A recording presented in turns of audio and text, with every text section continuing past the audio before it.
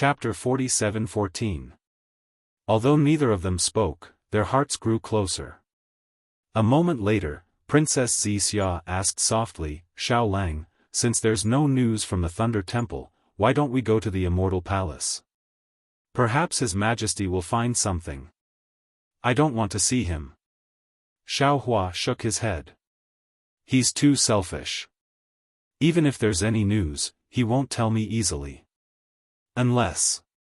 The 9 provinces' grand array failed and the world-destroying Mayfly attacked the Immortal Palace. For the sake of the 3 mainlands' billions of lives, for the sake of the Fortune Gate's disciples, for the sake of the Shao country's citizens. Princess Xixia looked at the man who was already arrogant and proud of the world.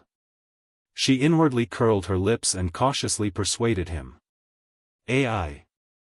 Xiao Hua sighed. He waved his hand and took out the Pegasus flying chariot. He pulled Princess Xixia's hand and said, "Let's go with the Pegasus. We'll go wherever it goes. He, this concubine will listen to Xiao Lang." Princess Xixia pursed her lips and smiled. She then looked at the vast land and the whistling wind and said, "Xiao Lang, I heard that your Kunlun mirror has a lot of spirit fruits and spirit wine. This concubine has never tasted them. It's not just spirit fruits and spirit wine." Xiao Hua chuckled. With a wave of his hand, several large immortality peaches appeared from the space and handed them over. "Ah!" Princess Xixia cried out in surprise, "You! How did you manage to grow immortality peaches?" What kind of person am I?" Xiao Hua proudly said, "I, Xiao Hua, am a cultivator who doesn't know how to give birth to a child." It's fine." Princess Xixia pursed her lips and smiled. "This concubine will take care of it. I don't need you." Seeing Princess Xixia blushing like a peach, Xiao Hua smiled and kissed Princess Xixia's forehead. He smiled and said, "Then I'll have to trouble your highness in the future." Then it's time to nourish myself." Princess Xixia nodded solemnly. She picked up a peach and took a small bite. Then she exclaimed, "Xiao Lang, why is your peach so sweet? Compared to mother's?" As she spoke, Princess Xixia seemed to have thought of something. She hastily covered her mouth with her hand, and her large eyes darted around as if she was afraid that the Empress would hear her. "Don't be impatient." Xiao Hua seemed to have thought of something. With a wave of his hand, he took out a few jade pots and jade cups and handed them to Princess Xixia. "This is spirit wine brewed from immortal peaches. Try it." "Wow!" Princess Xixia was overjoyed. She cried out, "Wine brewed with immortal peaches? Xiao Lang, you're definitely the first one in the 3 continents." As she spoke, Princess Xixia picked up the jade pot and poured out a cup of dark green spiritual wine. Then, she placed it under her nose and lightly sniffed it.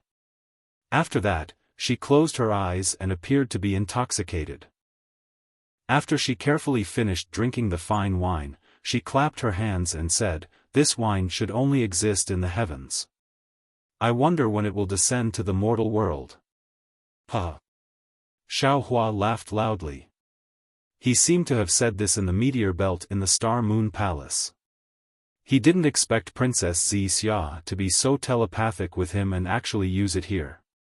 "Xiao Lang, quickly come and try it." Princess Xixia handed another cup of spirit wine to Xiao Hua as if she was presenting a treasure. "This spirit wine is really rare in the world." Xiao Hua was in a difficult position. He looked at the dark green wine and said, "I don't really like to drink wine." "Humph." Princess Xixia tilted her head and pouted. "That was in the past. Now I like it, so you have to accompany me. Otherwise, I won't be your princess." "Okay. Then I'll risk my life to accompany you." Xiao Hua also smiled heroically. He took the jade cup and drank it in one gulp. As the spirit wine entered his mouth, an indescribable fragrance emerged from his mouth and nose. It was like a clear spring that cleansed his body and mind, washing away all inappropriate thoughts. Wonderful! Xiaohua couldn't help but praise. He poured another cup of spirit wine from the jade pot and took a sip. Seeing that Xiaohua was happy, Princess Xia's heart also relaxed. She handed the peach of immortality to Xiaohua and said, "Xiao Lang, you should also try this. In the next few days, there was a sense of harmony." Princess Xia accompanied Xiaohua and took advantage of the heavenly horse-flying chariot flying across the sky. Princess Xia would either point out the mountains and rivers, tell Xiaohua about some Buddhist classics, or take out musical instruments to play for Xiaohua. Or she would drink spirit wine with Xiaohua and carefully taste spirit fruits. This allowed Xiaohua's tired heart to slowly recover and also allowed his Dao heart to become more orderly. On this day, the sun rose from the east. The brilliant light rushed from the horizon and sprinkled on Xiaohua's body. Xiaohua slowly stood up from the flying chariot. His eyes were bright and full of expression as he looked at the morning sun. A kind of aura soared straight into the sky. After the earth, fire, wind, and lightning energy rushed out of the big hole, they quickly returned to Xiaohua's body. Xiaohua once again stood upright like a mountain. Princess Xia had a smile on her face. She knew that the indomitable man she was familiar with had returned. A short rest allowed him to have a stronger ability to shoulder the burden of the 3 continents. Accompanying such a man is the dream of many women. Princess Xia's eyes were somewhat blurred as she secretly felt happy. "My princess, your highness." Xiaohua suddenly turned his head and whispered, "Where are we going now?" "This concubine will follow Xiao Lang." "Xiao Lang, please make a decision." Princess Xia smiled and softly replied. "The Immortal Palace is now preparing to set up the great array of the 9 regions. His Majesty is definitely the most important one. We are not in a hurry to go to the Immortal Palace." Xiaohua already had a plan. He said, "After the great array of the 9 regions is set up, I will go find His Majesty and explain the matter of the immortal formation and the 4 great continents to him." "Good." Princess Xia still smiled as brightly as the morning flower. "Now, we are rushing to the hidden immortal continent. There is no need to use the Pegasus flying carriage. This flying carriage is too slow." Xiaohua said again, "However, Princess, your highness must point out the direction for me. Otherwise, I will definitely get lost." What a pitiful child. Princess Xia naturally knows about Xiaohua's problem. However, today, in order to divert Xiaohua's attention, she pursed her lips and said with a smile, "You are already so big yet you still get lost.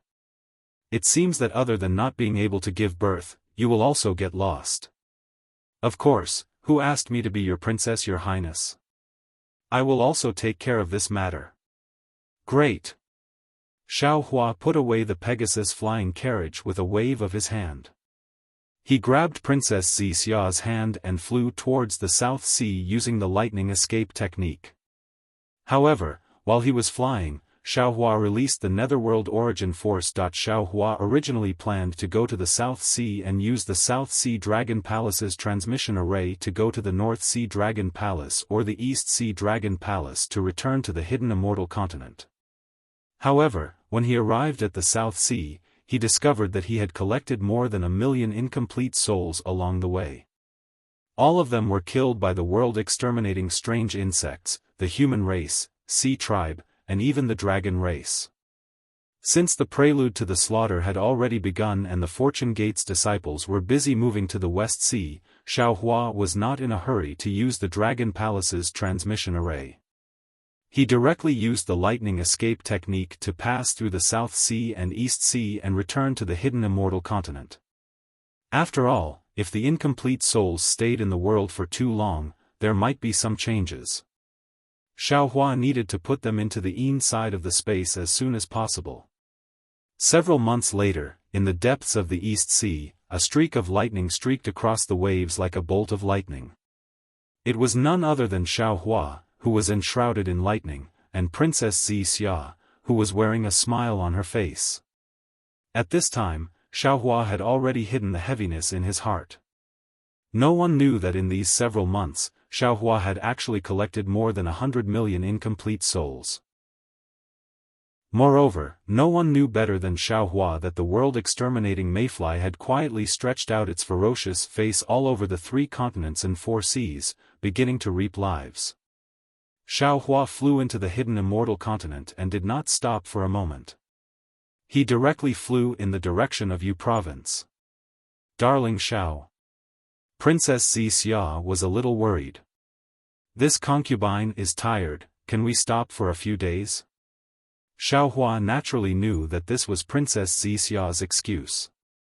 He thought for a moment and said, let's continue for another half a day. Alright, it's a promise. Just half a day, no more than 2 hours. Princess Xia smiled faintly. She reached out and pulled Xiaohua's earlobe a few times. After flying for another half a day, Xiaohua's heart slowly relaxed. This was because in this half a day, he had only collected several tens of thousands of human souls, which was much less than before. He already had a plan in his heart. He knew that although the curtains to the end of the world had already been drawn, those world-exterminating mayflies had not formed a trend of crushing everything. The 1,000-meter-long mayflies that Xiaofan had seen before were still very few. There were not even a few hundred meters or a few thousand meters. Most of the mayflies were only an inch long. Therefore, in the boundless seas of the 4 seas, these world-exterminating mayflies could do whatever they wanted. Of course, while Xiaofan was relieved, he also raised his vigilance. After all, from what he could see, the mayflies had a certain level of intelligence. Moreover, they might not be inferior to the human race, monster race, or sea race. Xiaofan told Princess Xia his plan. Princess Xia did not hesitate to suggest, take the initiative to attack. Kill the world-exterminating mayflies before they can sprout. Moreover, the more mayflies we kill now, the less pressure our 3 continents will have in the future. Good. Let's rush to. Xiaofan nodded in agreement. However, before he could finish speaking, Princess Xia smiled and said, Darling Xiao, you only need to preside over the overall situation. I will take care of the small matters in your place. As she spoke, Princess Xia raised her hand and took out a phoenix hairpin from her head. As she spat out a mouthful of true qi, the phoenix hairpin instantly transformed into a palm-sized flying phoenix. Princess Xia raised her hand and touched the forehead of the flying phoenix. The flying phoenix let out a clear cry and rushed into the sky, disappearing in an instant. In the time it took to brew a cup of tea, layers of lightning surged high up in the sky, and a distorted illusory figure of 1,000 feet in size fell down from the sky. When the illusory figure appeared in front of Xiaofan, thousands of pillars of vast spirit qi crashed down and condensed into a celestial palace inspector dressed in Confucian robes. Chapter 47:15. The inspector stood still with a respectful expression on his face.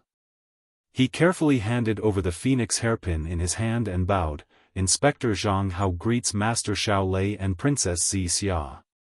Princess Xia received the phoenix hairpin and ordered, the Fortune Gate's first master, Daoist Xiaohua, has decreed that the world-exterminating mayfly is still in its infancy. If our 3 continents and 4 seas want to win the war, we must first suppress the enemy. I hereby inform the Immortal Palace, Dragon Island, Great Holy Hall, and Thunder Temple that from today onwards, according to the agreement made at the Jade Pool, they will be the first to fight in their respective defensive zones. Yes, this general understands. Zhang Hao dared not delay. His figure flickered as he was about to fly away. Princess Xia added, Daoist Xiao is currently traveling all over the 3 continents to find a way to exterminate the world-exterminating mayfly. He is unable to send a message to the other sect's venerables. Your Majesty, please do it on his behalf. This general will definitely report the truth.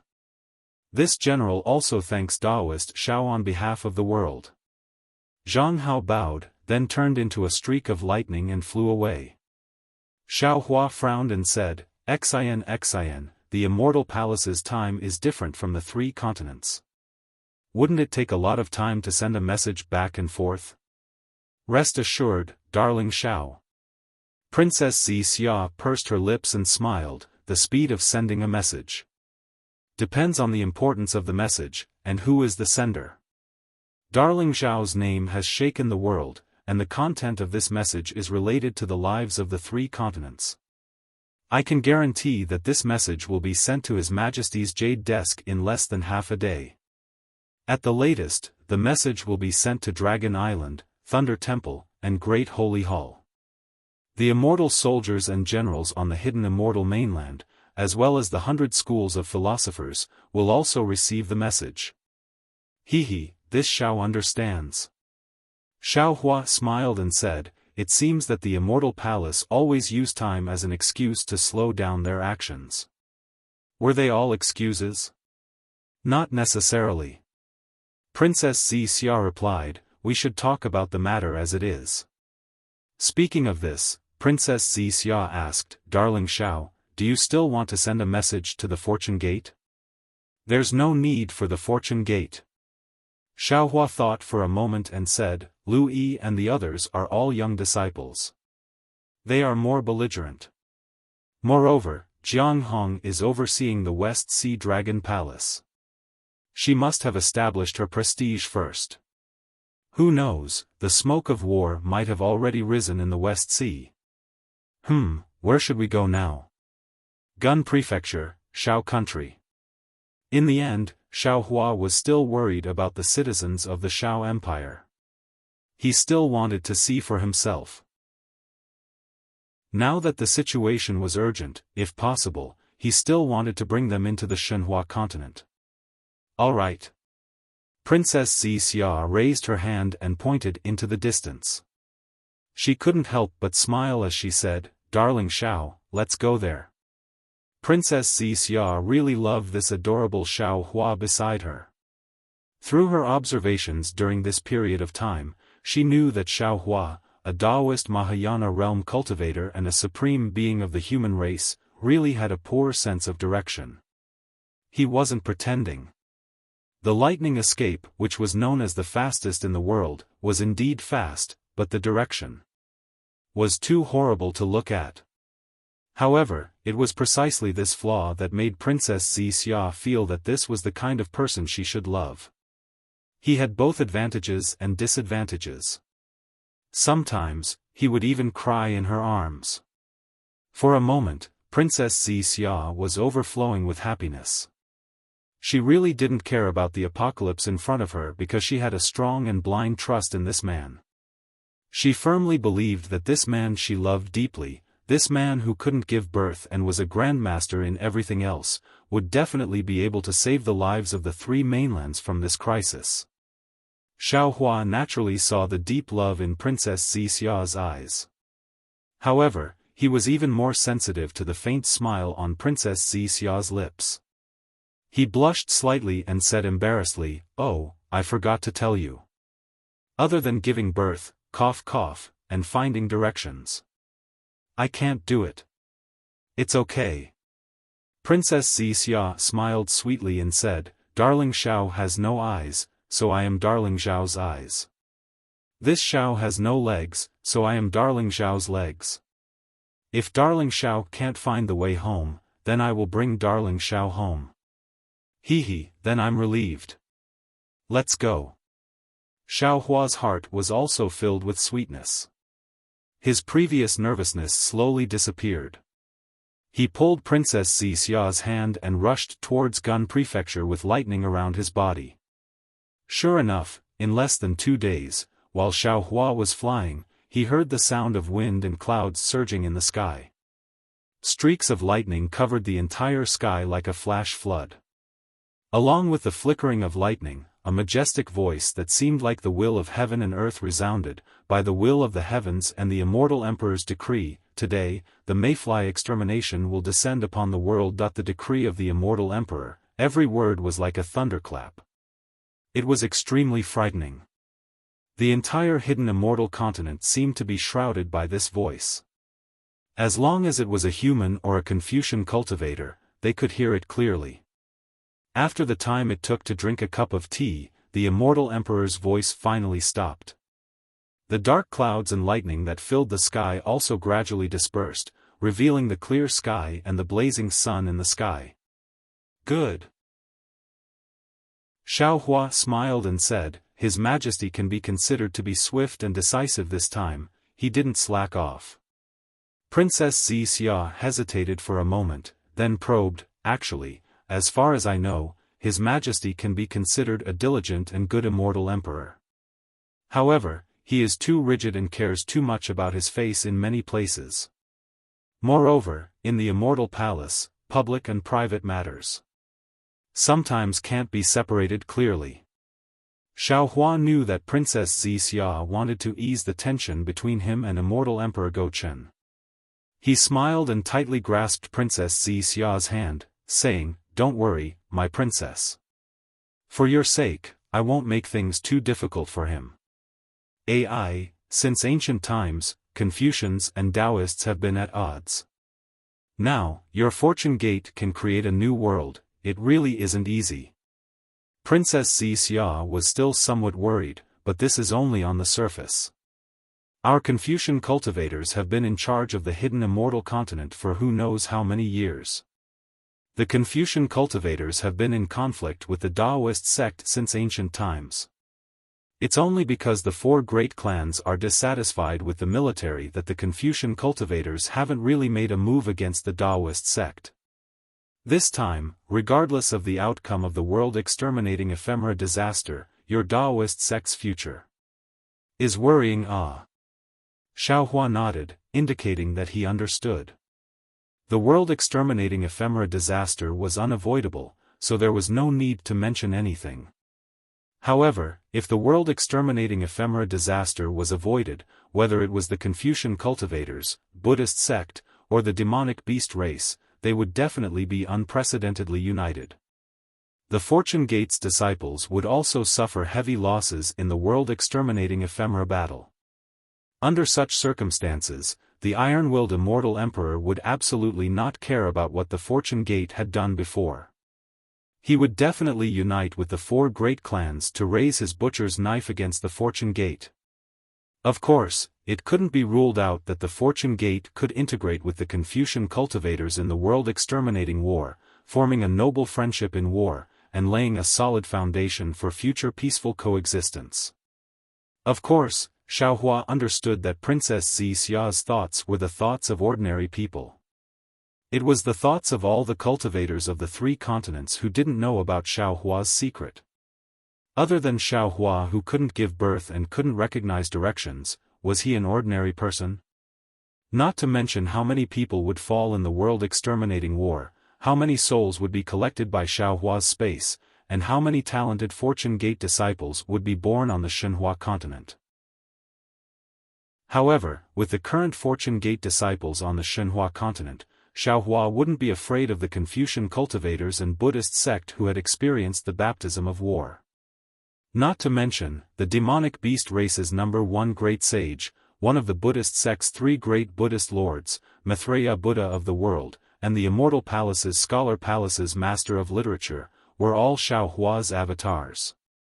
Of course, Xiaohua wouldn't tell Princess Xia his true thoughts. He wouldn't make things difficult for Princess Xia, and he wouldn't let Princess Xia fall into injustice. He nodded and said, "I have considered your thoughts, but don't worry, as long as I'm on the 3 continents, no one can bully my Fortune Gate's disciples. If anyone dares to touch a finger, I will cut off one of their arms. Darling Xiao is so domineering." Princess Xia gave him a thumbs up and praised. Xiaohua didn't know whether to laugh or cry, faint. What kind of domineering is this? His Majesty's command, the whole world prostrates, that's domineering. This concubine likes darling Zhao's domineering attitude, I don't like other people's domineering attitude. Princess Xia blinked her eyes and replied.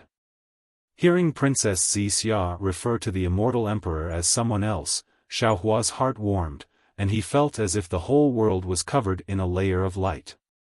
However, before he could speak, waves of inexplicable fluctuations surged out from the distant horizon and rushed into the heavens and earth. Although these fluctuations were very faint and strange, they were like sharp swords that pierced through Xiaohua's heart. These fluctuations were released when the world-exterminating ephemera swarms attacked. Not good.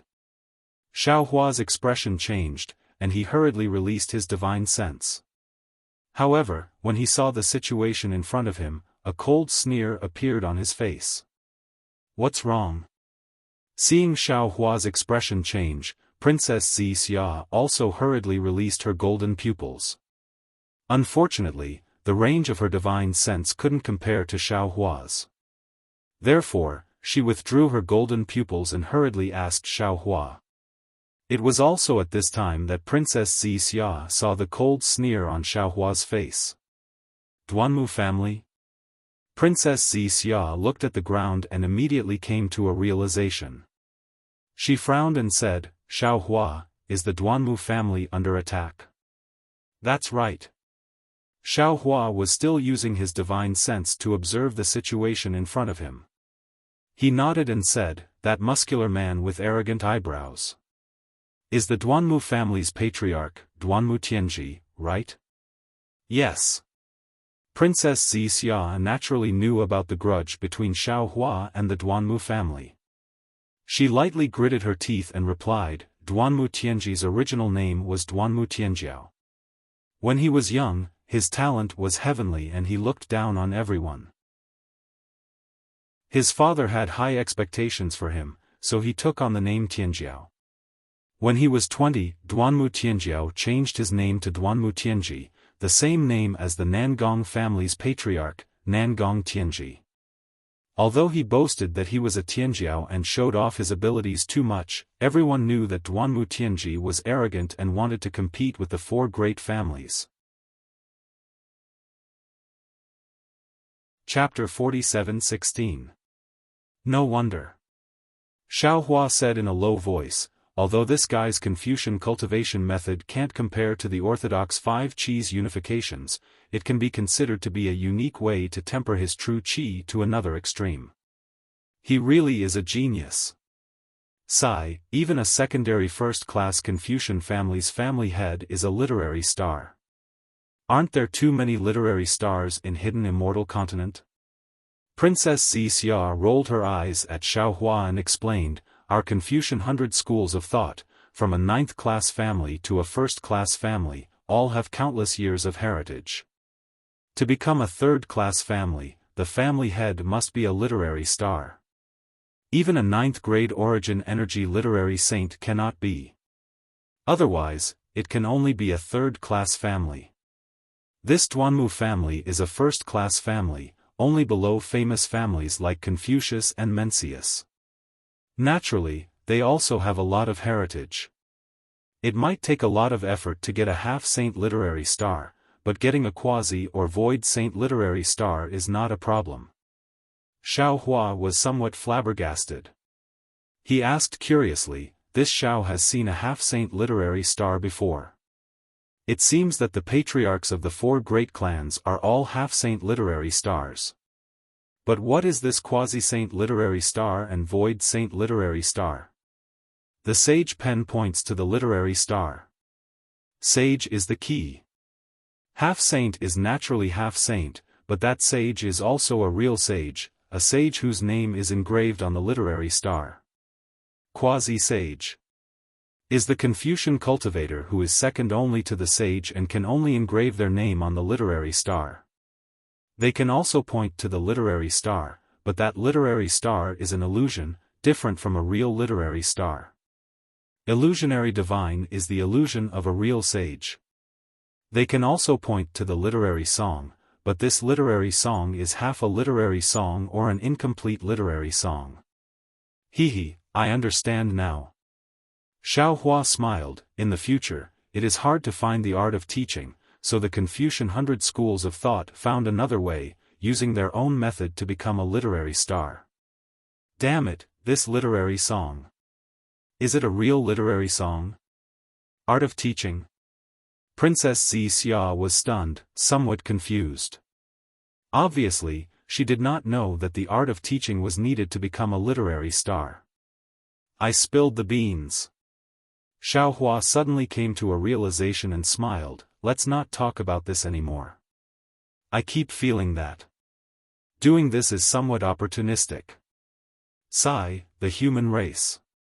Princess Wuxia sighed. They just like to take advantage of opportunities and cultivate properly. If they can become a literary star, then they'll be a literary star. If they can't, then they'll just become a literary saint with a 9th grade origin power. Everyone wants to fight for the title of a literary star and leave their names in history. However, these void saint literary stars and quasi-saint literary stars are recognized by the heavenly court. Oh no! Xiaofan was originally about to mock the heavenly court, but suddenly, his expression changed drastically as he exclaimed, Duanmu Tian is in danger. As he spoke, he took out the Kunlun mirror without hesitation. With a shake of his hand, he sent Princess Wuxia into the Shenhua continent. He even called out, Xian, hide first. Princess Wuxia didn't even have time to reply before she was taken away by Xiaofan. Xiaohua's figure flickered as he teleported into the distance. Thousands of miles away from Xiaofan and Princess Wuxia, there was a continuous valley. The valley's scenery was beautiful, and hundreds of flowers were blooming. Layers of beautiful flowers covered the ground like heavenly weaves. It was truly a paradise on earth. However, at this moment, this beautiful field was completely surrounded by tens of millions of world-exterminating mayflies. These mayflies were densely packed, and the small ones were several inches long while the large ones were thousands of feet long. They were crazily devouring the ground and attacking groups of cultivators. On the ground, more than half of the beautiful scenery had already been devoured. In the sky, millions of cultivators were also in imminent danger. Every moment, there would be miserable screams, and cultivators' corpses would fall with the wind. At this moment, the sun was really scorching hot, like a fireball hanging directly above the valley. However, this bright sunlight couldn't block the dazzling brilliance of the imperial equipment amidst the mayfly swarm. Rumble. From one of the mountain peaks, a massive pillar of boundless energy shot out. Popping sounds could be heard as numerous mayflies, some dozens of meters tall, began to grow larger. However, they couldn't devour the boundless energy, and instead exploded into dust. Woo! After the vast chi pillar, a strange thing that was thousands of feet long flew out from a gap between the strange insects. This thing had a human face and a snake's body. Its entire body was crimson red, and there seemed to be the sun and moon revolving between its slightly closed eyes. Wasn't this the torch dragon god demon puppet that the Duanmu family had obtained from the god-fiend blood pool? As soon as this torch dragon god demon puppet appeared, it immediately had a kind of power that was like a stormy sea, and it rushed out in all directions. However, this power didn't rush out for more than a few miles. Wang. The whole sky rumbled again, and tens of thousands of mayflies tore through the void and surrounded this power. They even began to devour this seemingly invisible power. GG.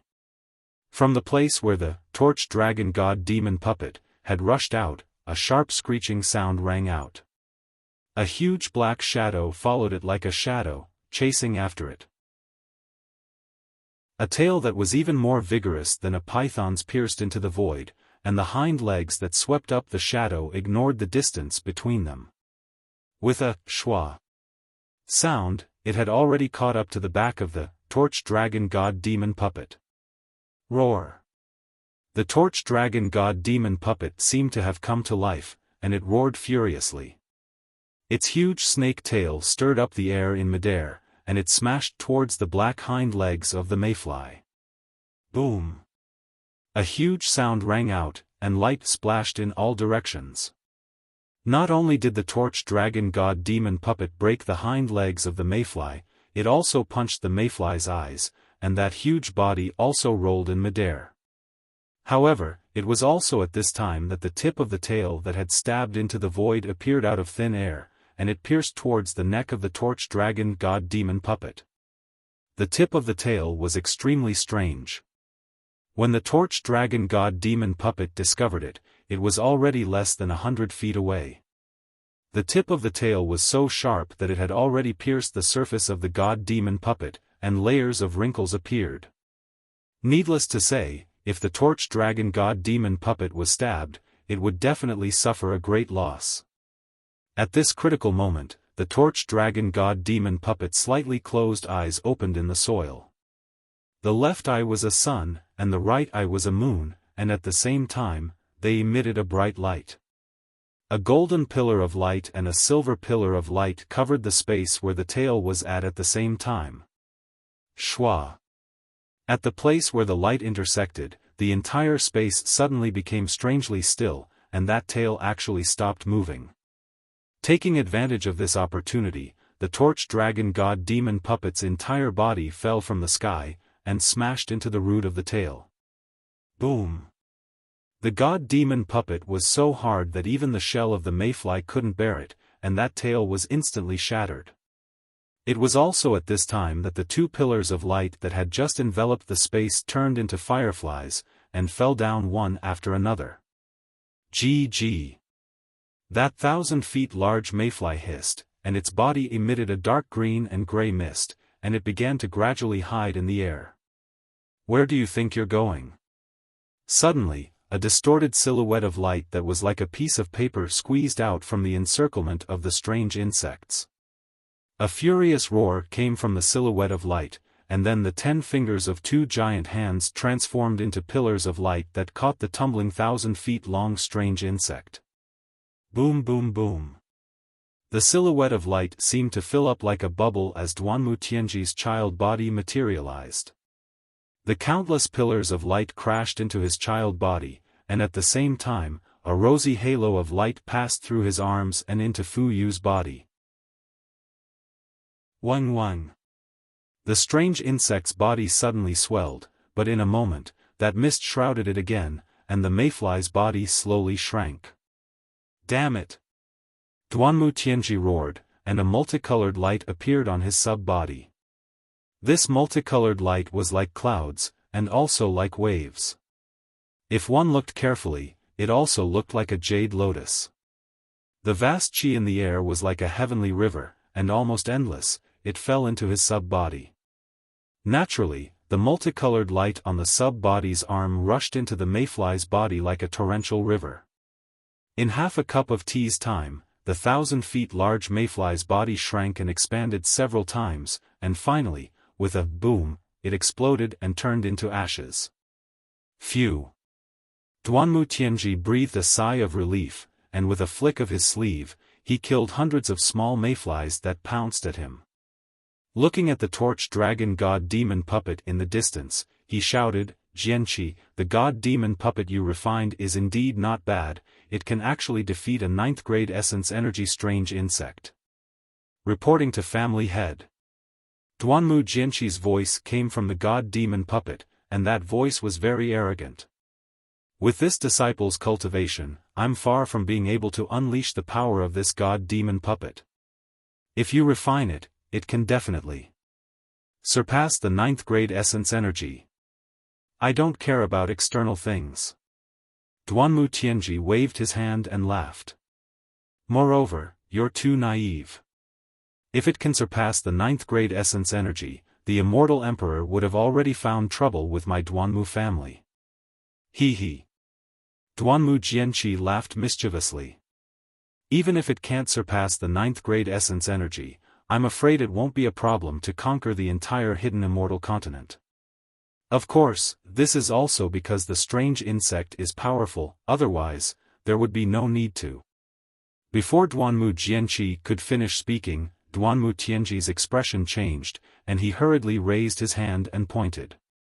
Quick, Jianqi, there are several thousand feet large mayflies coming out from the void. Duanmu Tianji hadn't even finished speaking. His figure shook, and he transformed into a ray of light that charged towards the swarm of mayflies. However, he hadn't even flown 300 m away when a black shadow that was a few tens of thousands of meters in size suddenly appeared high up in the sky. The black shadow had appeared so suddenly that it seemed as if it had been there since the ancient times. Not good. Seeing that this mayfly was several times larger than the one he just defeated, Duanmu Jianqi knew that things were not good.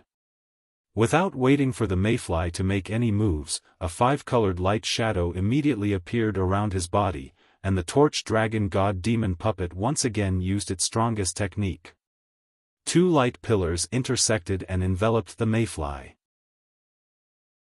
However, the torch dragon god demon puppet's technique already contained a trace of the law of time, so how could an ordinary human cultivator calmly use it? Not only did the two light pillars become much dimmer, but the area they covered also shrunk a lot. However, even so, it seemed that the several thousand feet large mayfly was still stiff in the sky. Roar! The torch dragon god demon puppet roared and opened its mouth, and a huge amount of noble qi immediately crashed into the mayfly's body. At the same time, the puppet's huge snake tail also fiercely smashed toward one of the mayfly's eyes. The torch dragon god demon puppet's move immediately attracted Duanmu Tianji's attention. Seeing such a powerful aura pressing down like a mountain, Duanmu Tianji was greatly shocked.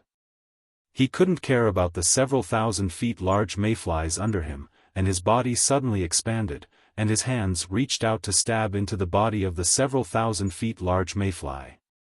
However, Duanmu Tianji only reached out 1,000 feet, and he hesitated again. After all, it was already difficult for him to kill the several thousand feet large mayfly just now, and he was confident that the true qi in his body wasn't enough to make this several thousand feet large mayfly explode. In a moment, Duanmu Tianji made a decision. He waved his hands, and a dark golden thread of light flew out from his body. It streaked across the sky, and directly landed on the mayfly's neck. Seeing the dark golden thread of light wrapped around the mayfly's neck, Duanmu Tianji's heart, which had been hanging in the air, finally calmed down. Because he clearly knew the power of this dark golden thread of light, he could guarantee that even if Nangong Tianji was entangled by this thread of light, on this hidden immortal continent, there would only be one patriarch called Tianji left. Unfortunately, Duanmu Tianji still thought too much. The several thousand feet large mayfly that even Xiaofan, the North Star, and the other supremes couldn't deal with, was actually killed by the golden thread of light? When the thread of light flickered, the mayfly's neck was immediately flattened, and not incomparably hard. Duanmu Tianji had a bad feeling, because the mayflies he encountered before all had hard shells. How could they be so soft? Not good. Duanmu Tianji's heart was somewhat flustered, and he hurriedly wanted to use other divine abilities, but at this moment, swoosh! A layer of obscure ripples appeared on the surface of the several thousand feet large mayfly's body. This ripple landed in the air, pa. The light pillars in the air were immediately shattered, and at the same time, those light pillars connected to the torch dragon god demon puppet immediately rolled back, and rushed towards Duanmu Jiji. Roar! The torch dragon god demon puppet's body radiated brilliance in all directions, and it raised its head to howl. Swoosh! Like a light smoke, a black shadow swept out from the void, and swept across the neck of the torch dragon god demon puppet. Clang! An obscure sound suddenly appeared, and several sparks flew out from the surface of the torch dragon god demon puppet's body. Although cracks appeared on the surface of the torch dragon god demon puppet's body, the legs of the mayfly, which surpassed the 10th level of elemental energy, actually didn't shatter the torch dragon god demon puppet. Puff! It was also at this moment that Duanmu Jiji, who was inside the torch dragon god demon puppet, had already made his move, and a blood-colored pillar of elemental energy rushed out, and attacked the mayfly. Unfortunately, just as the pillar of elemental energy was shot out, the hind leg that was originally blocked by the torch dragon god demon puppet suddenly trembled, and a shadow appeared from the sharp hind leg, and directly entered the body of the torch dragon god demon puppet. That hard body actually didn't have any resistance at all. Ah! With a miserable cry, Duanmu Jiji's several hundred feet large subbody was hacked out of the torch dragon god demon puppet by the shadow of the torch dragon god demon puppet's hind leg.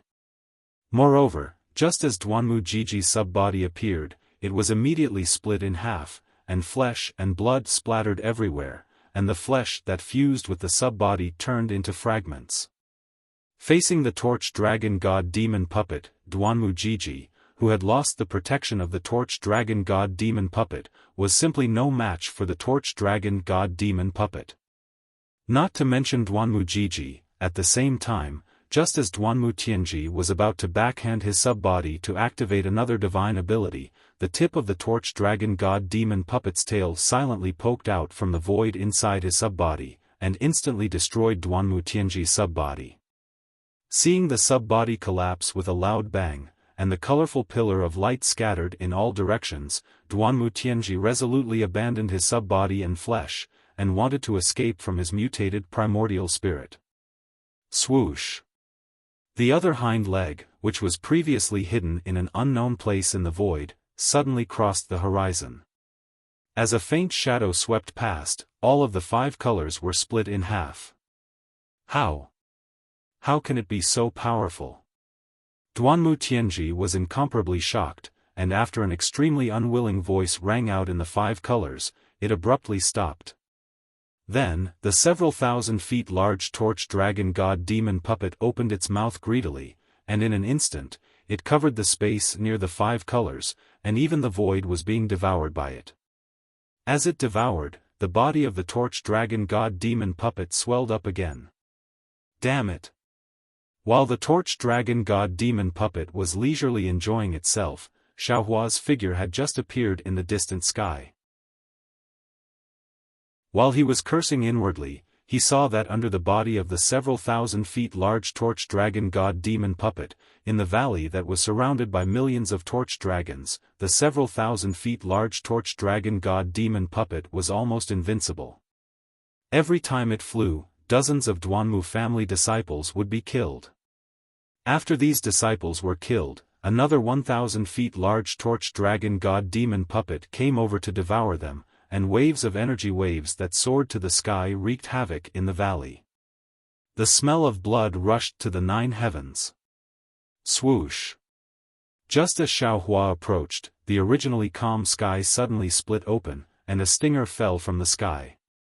It was actually another several thousand feet large torch dragon god demon puppet that had been hiding in the void. Humph! Xiaohua's figure flickered, barely dodging the sneak attack. He immediately took out the Kunlun mirror, and a light pillar rumbled as the lightning reverend and venerable Yun flew out. Xiaohua threw a medicinal pill to each of them, and without stopping, his figure blurred as he charged towards the swarm of torch dragons above the valley. Boom, boom, boom.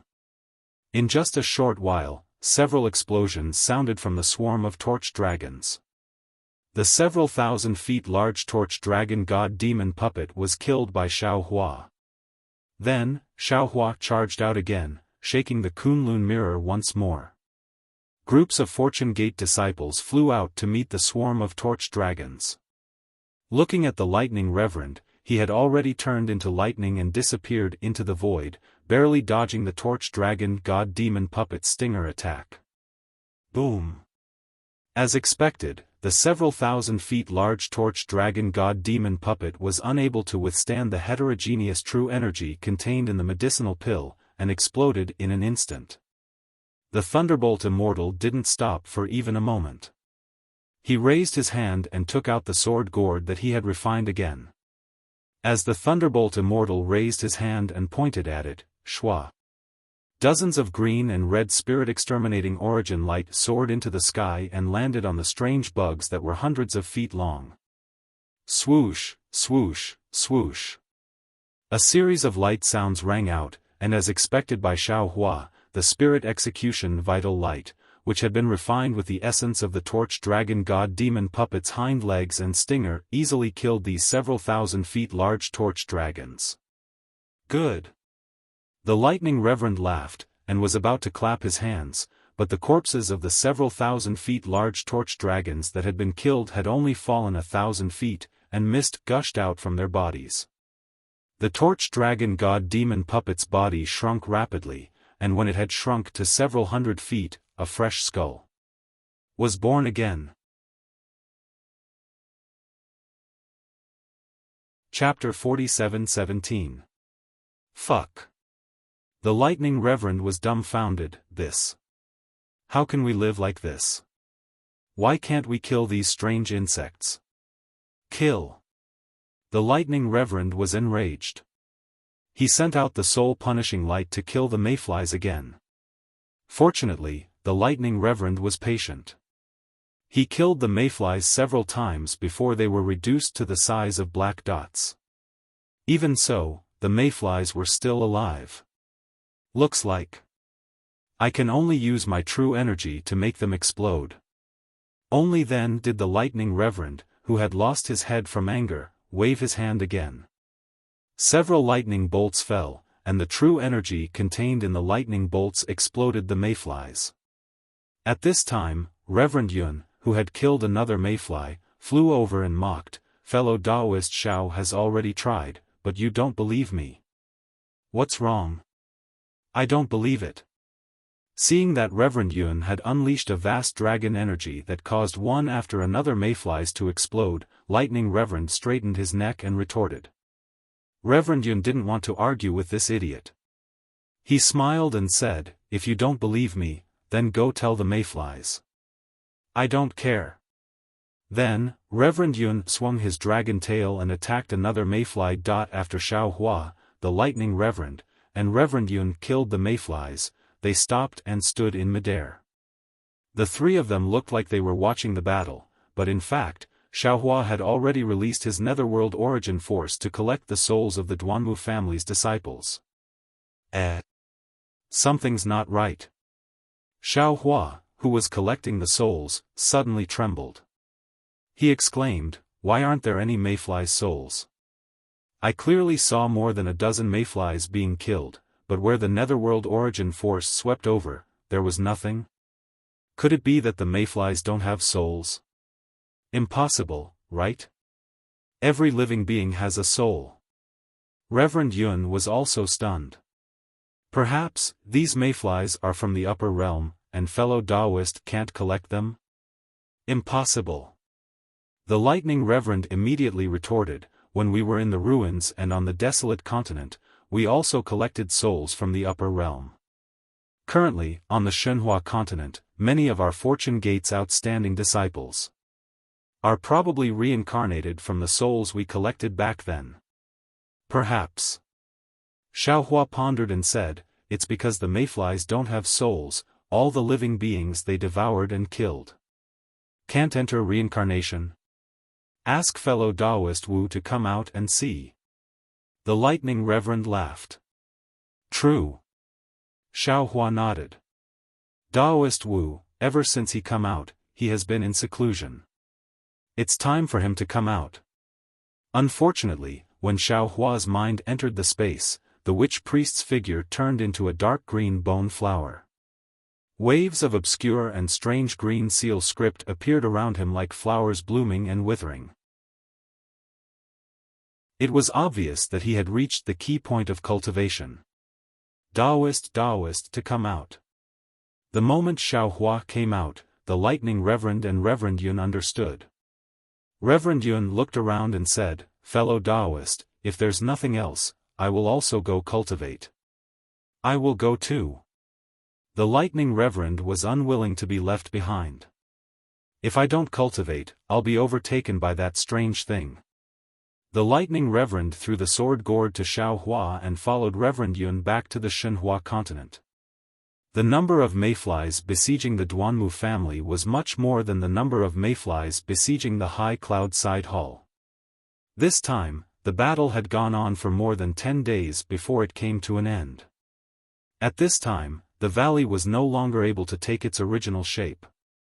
The small red mayflies had swallowed a layer of the ground, and the newly exposed land was dyed a reddish-brown by the blood of the Duanmu family's disciples. In less than 10 days, half of the Duanmu family's disciples had fallen. Even among the Fortune Gate's disciples, although Xiao Hua had sent out disciples with a cultivation of grade 4 and above, 20% of them had fallen in this great battle. If it weren't for the fact that Xiao Hua could store their souls into his space, he would be heartbroken. As dusk fell, the land was dyed red with blood. Although there were still some mayflies that escaped aimlessly into the void, the Duanmu family and Fortune Gate's disciples were too tired to chase after them, thus they let them escape into the void. Sigh. Xiao Hua's heart ached. He raised his hand, and a giant lightning hand several hundred li wide appeared. Rumbling noises resounded as the giant lightning hand fell into the void. Puff, puff, puff, puff. Sounds like firecrackers during the new year echoed in the void. Junior Duanmu Qingyu greets Master Xiao Lei. After Xiao Hua retrieved the giant lightning hand, an old man with white hair and beard flew out from the valley. He landed in front of Xiao Hua and bowed respectfully. Xiao Hua's divine sense swept over him, and he immediately knew that this blood-stained Duanmu Qingyu was a literary saint with a cultivation of 9th grade essence force. You're welcome. Xiao Hua helped Duanmu Qingyu up and said in a low voice, I'm late. Sigh, there's nothing to be late about. Duanmu Qingyu sighed, if it weren't for Master Xiao Lei's arrival, if it weren't for the Fortune Gate's disciples' help, my Duanmu family would have been annihilated. My Duanmu family will never forget the Fortune Gate's grace to my Duanmu family. Shame appeared on Duanmu Qingyu's face as he continued, to think that my Duanmu family and Master Xiao Lei. It's all in the past, there's no need to mention it. Xiao Hua hurriedly waved his hand, stopping Duanmu Qingyu's confession. Now, the 3 mainland survival is at stake, our grudges should be put aside. Senior.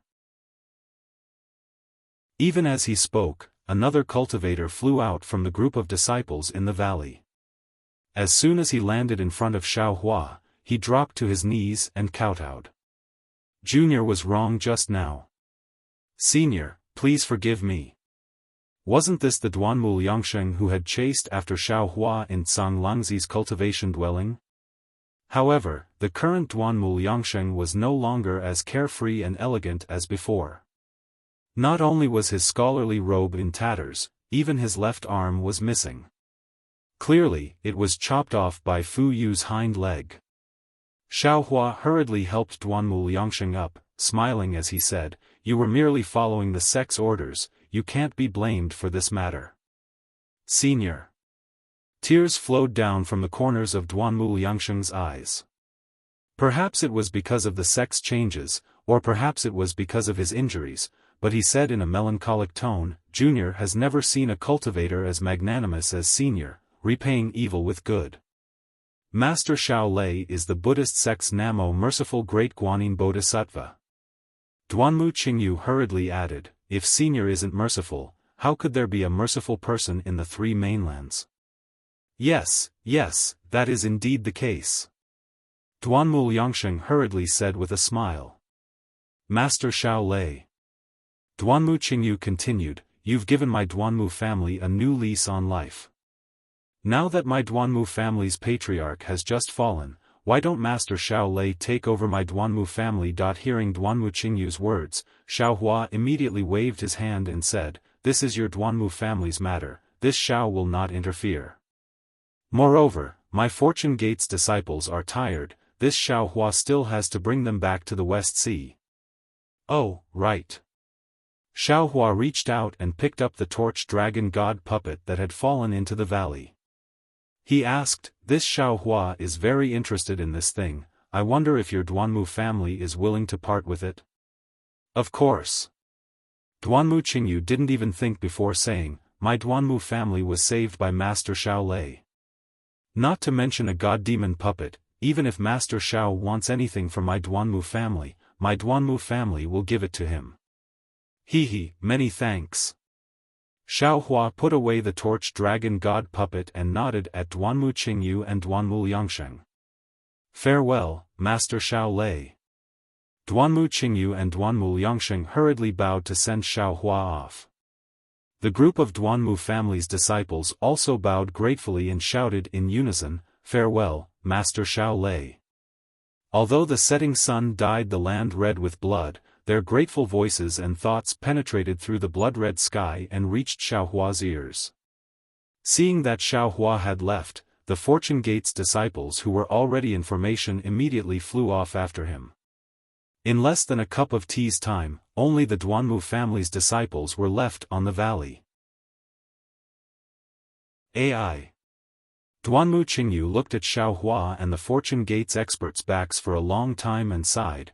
If there were no mayflies, the hidden immortal mainland situation would be clear. Now that the mayflies have appeared, who will rule the world in the future? Duanmu Qingyu's last sentence was actually the last sentence in the Four Great Families' demand for Gaochun's return. Duanmu Liangsheng's body trembled slightly when he heard it. He understood that the Duanmu family was one of the people who had agreed to surround immortal Emperor Gaochun at the Longevity Town. However, his gaze swept over the Duanmu family's disciples, and he understood even more clearly that the past was also the past. It was all gone. After flying for half a day, Xiaohua stopped. The Fortune Gate's disciples behind him also hurriedly lined up and waited. Xiaohua's expression was complicated as he looked at these Fortune Gate's disciples. An indescribable feeling of regret rose in his heart. He understood in his heart. These Fortune Gate's disciples belonged to the Shenhua continent, and had nothing to do with the three mainlands. What world-extinguishing mayflies, what Taoist and Confucian wars, to them? They were nothing. However, because of themselves, because of the kindness in their hearts that others could not understand, they were forced to get involved. The soaring Dragon Mountain Range was like this, Chaomu Cliff was like this, and today's Duanmu family battle was also like this. Although these Fortune Gate's disciples lived on the Shenhua continent, Xiaohua felt that they had the right to know and the right to choose. After all, this was not a simple battle, but a life and death battle. Those who came out from the Shenhua continent did not have the chance to return alive.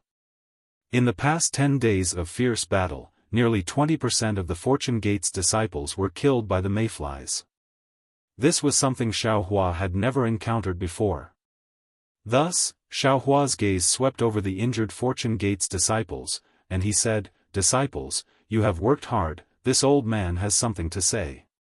Then, Xiaohua explained the current situation on the hidden immortal mainland, the Fortune Gate situation, and the world-extinguishing mayfly's power in full detail. In the end, he said, "This old man is indeed a little selfish. After all, the three mainlands and 4 seas have billions of lives, this old man cannot bear to see them go extinct. Therefore, this old man wants to save the world with my own strength." Unfortunately, the 3 mainlands cannot be compared to the previous. That mainland, this old man's strength was too weak. This old man had no choice but to borrow the strength of my Fortune Gate's disciples to bring all of you out from the Kunlun immortal domain. Sect Master. Before Xiaohua could finish, the several hundred disciples in front of him had already shouted, "We were Fortune Gate's disciples in life, and Fortune Gate's ghosts in death. Everything we have is given to us by Sect Master, we are willing to follow Sect Master to exterminate the mayflies. We can die without regrets." Xiaohua's eyes were brimming with tears as he looked at these adorable disciples and smiled faintly. In the past, when this old man was alone, it was extremely easy for this old man to say such bold words, but now, this old man has the Fortune Gate, and the people I love, so there are many more concerns. Judging others by my own standards, this old man also knows your situation. Today, this old man has made things clear so that you can make a choice. You have your own lives in the Kunlun immortal domain on the Shenhua continent, and you also have your own loves and pursuits. This is your own right. This old man will not force you to sacrifice your lives for this old man's interests. Therefore, when you return to the Shenhua continent, convey this old man's words to the Fortune Gate's disciples, so that they can understand and make a choice. If you are willing to follow this old man and fight for the unrelated human race, dragon race, and demonic beast race, then be prepared. The next time there is a bloody battle, this old man will invite you out of the Shenhua continent to fight. If you are unwilling, then you can do whatever you like, this old man will not force you. Sect Master. The group of disciples still wanted to speak, but Xiaofan smiled faintly. He took out the Kunlun mirror and sent all of them into his space. Life and death matters were easy to talk about, but extremely difficult to do. Moreover, Xiaofan knew that these eager disciples were sincere in their thoughts, but if they returned to the Shenhua continent and thought about it again, and then discussed with their relatives and friends, there might be a different outcome. After accepting these disciples, Xiaofan pondered for a moment, then invited Princess Xia out. Princess Xia looked around and hurriedly asked, "Xiaofan, what's the situation? The Duanmu family should be crippled." Xiaohua's expression was cautious as he explained the situation. Hearing that Duanmu Tianji had also died, Princess Xia frowned slightly. She thought for a moment and said, "Xiaohua, Duanmu Qingyu is right, you should go down. The 100 Confucian family's foundation is far from what you can imagine. What you saw was only the Duanmu family's superficial casualties, but what about the Duanmu family's private forces? They might not have suffered any losses. Of course, Duanmu Tianji's death really surprised me. Perhaps he was too careless. However, for any Confucian family, the patriarch is a representative, a leader, but the family's strict ancestral laws are enough to ensure the family's normal existence. Xiaohua should go and help Duanmu Qingyu one more time, in the future. It will also be beneficial to the Fortune Gate. Princess Xia didn't blame Xiaohua. Instead, she spoke tirelessly and gently reminded him. Xiaohua smiled and said, "It's not that I don't want to go to the Duanmu clan. It's just that the hidden immortal continent is filled with danger. A mere Duanmu clan is nothing in my eyes. Of course, I also admit that I don't know Confucian families as well as you, and I didn't expect that the Duanmu family, which lost so many disciples, might not be damaged. A crafty rabbit has 3 burrows, and the Duanmu family might have other foundations. However, the crisis is beyond my expectations. I am too lazy to think too much about these trivial matters. A monster bug king surpassing the 9th grade of essence force?" Princess Xia keenly sensed Xiaohua's misgivings, and asked considerately. "That's right." Xiaohua nodded solemnly. Previously, I and the other exalts felt that since it surpassed the 9th grade of essence force, it had already surpassed the laws of heaven and earth of the 3 continents, and it must be a monster bug king. Even if this monster bug king exists, it is extremely rare. In fact, this rare is also our pessimistic thinking. In my opinion, maybe 1 or 2 would be enough. However, from the situation of the Duanmu family's attack today, this monster bug king might be an ordinary monster bug. In the future, it will be normal to see a monster bug king in a swarm of bugs. According to Xiaohua, a monster bug king seems like even His Majesty, the golden-winged great rock, and the Dipankara archaic Buddha are unable to kill it. Princess Xia's expression changed, and she said in shock, Then wouldn't the 3 continents really have no way to survive?" "That's right." Xiaohua nodded. "As of now, this monster bug king can only be exterminated by this Xiao's pills. This Xiao naturally wouldn't be stingy with these pills, but what if I run out of pills? Then it will only be a hopeless situation. There is no way out to other worlds, and there are no flaws in the immortal formation. The monster bug king Even the exalts of the various sects are no match for it. Princess Xia's face turned pale, and she groaned, "Our 3 continents have really fallen into a hopeless situation. The hopeless situation is already in front of us, but we haven't fallen into it yet." Xiaofan bit his lips lightly, and said, "We still have time to think of a solution. From the current situation, for some unknown reason, these mayfly monster bugs haven't attacked us en masse, and instead, they are attacking some blessed lands.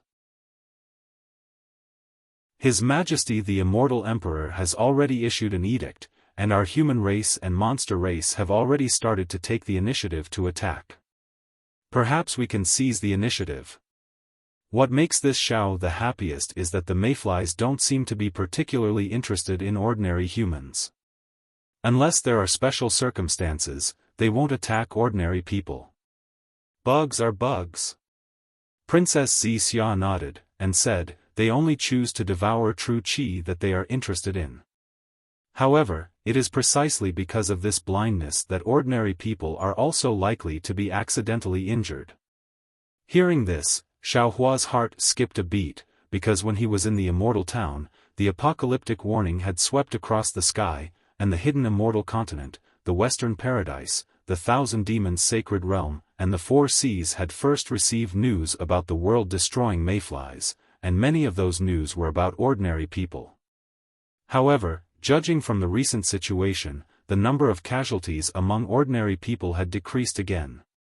However, after thinking for a moment, Xiaohua understood that it wasn't that the monster bugs didn't kill ordinary people, but that ordinary people didn't have any means to resist. When the world-destroying mayflies attacked, other than being silently killed, there was no other outcome. It was far less vigorous than when the cultivators resisted the mayflies. Perhaps because of this, Xiaohua and the other cultivators didn't notice.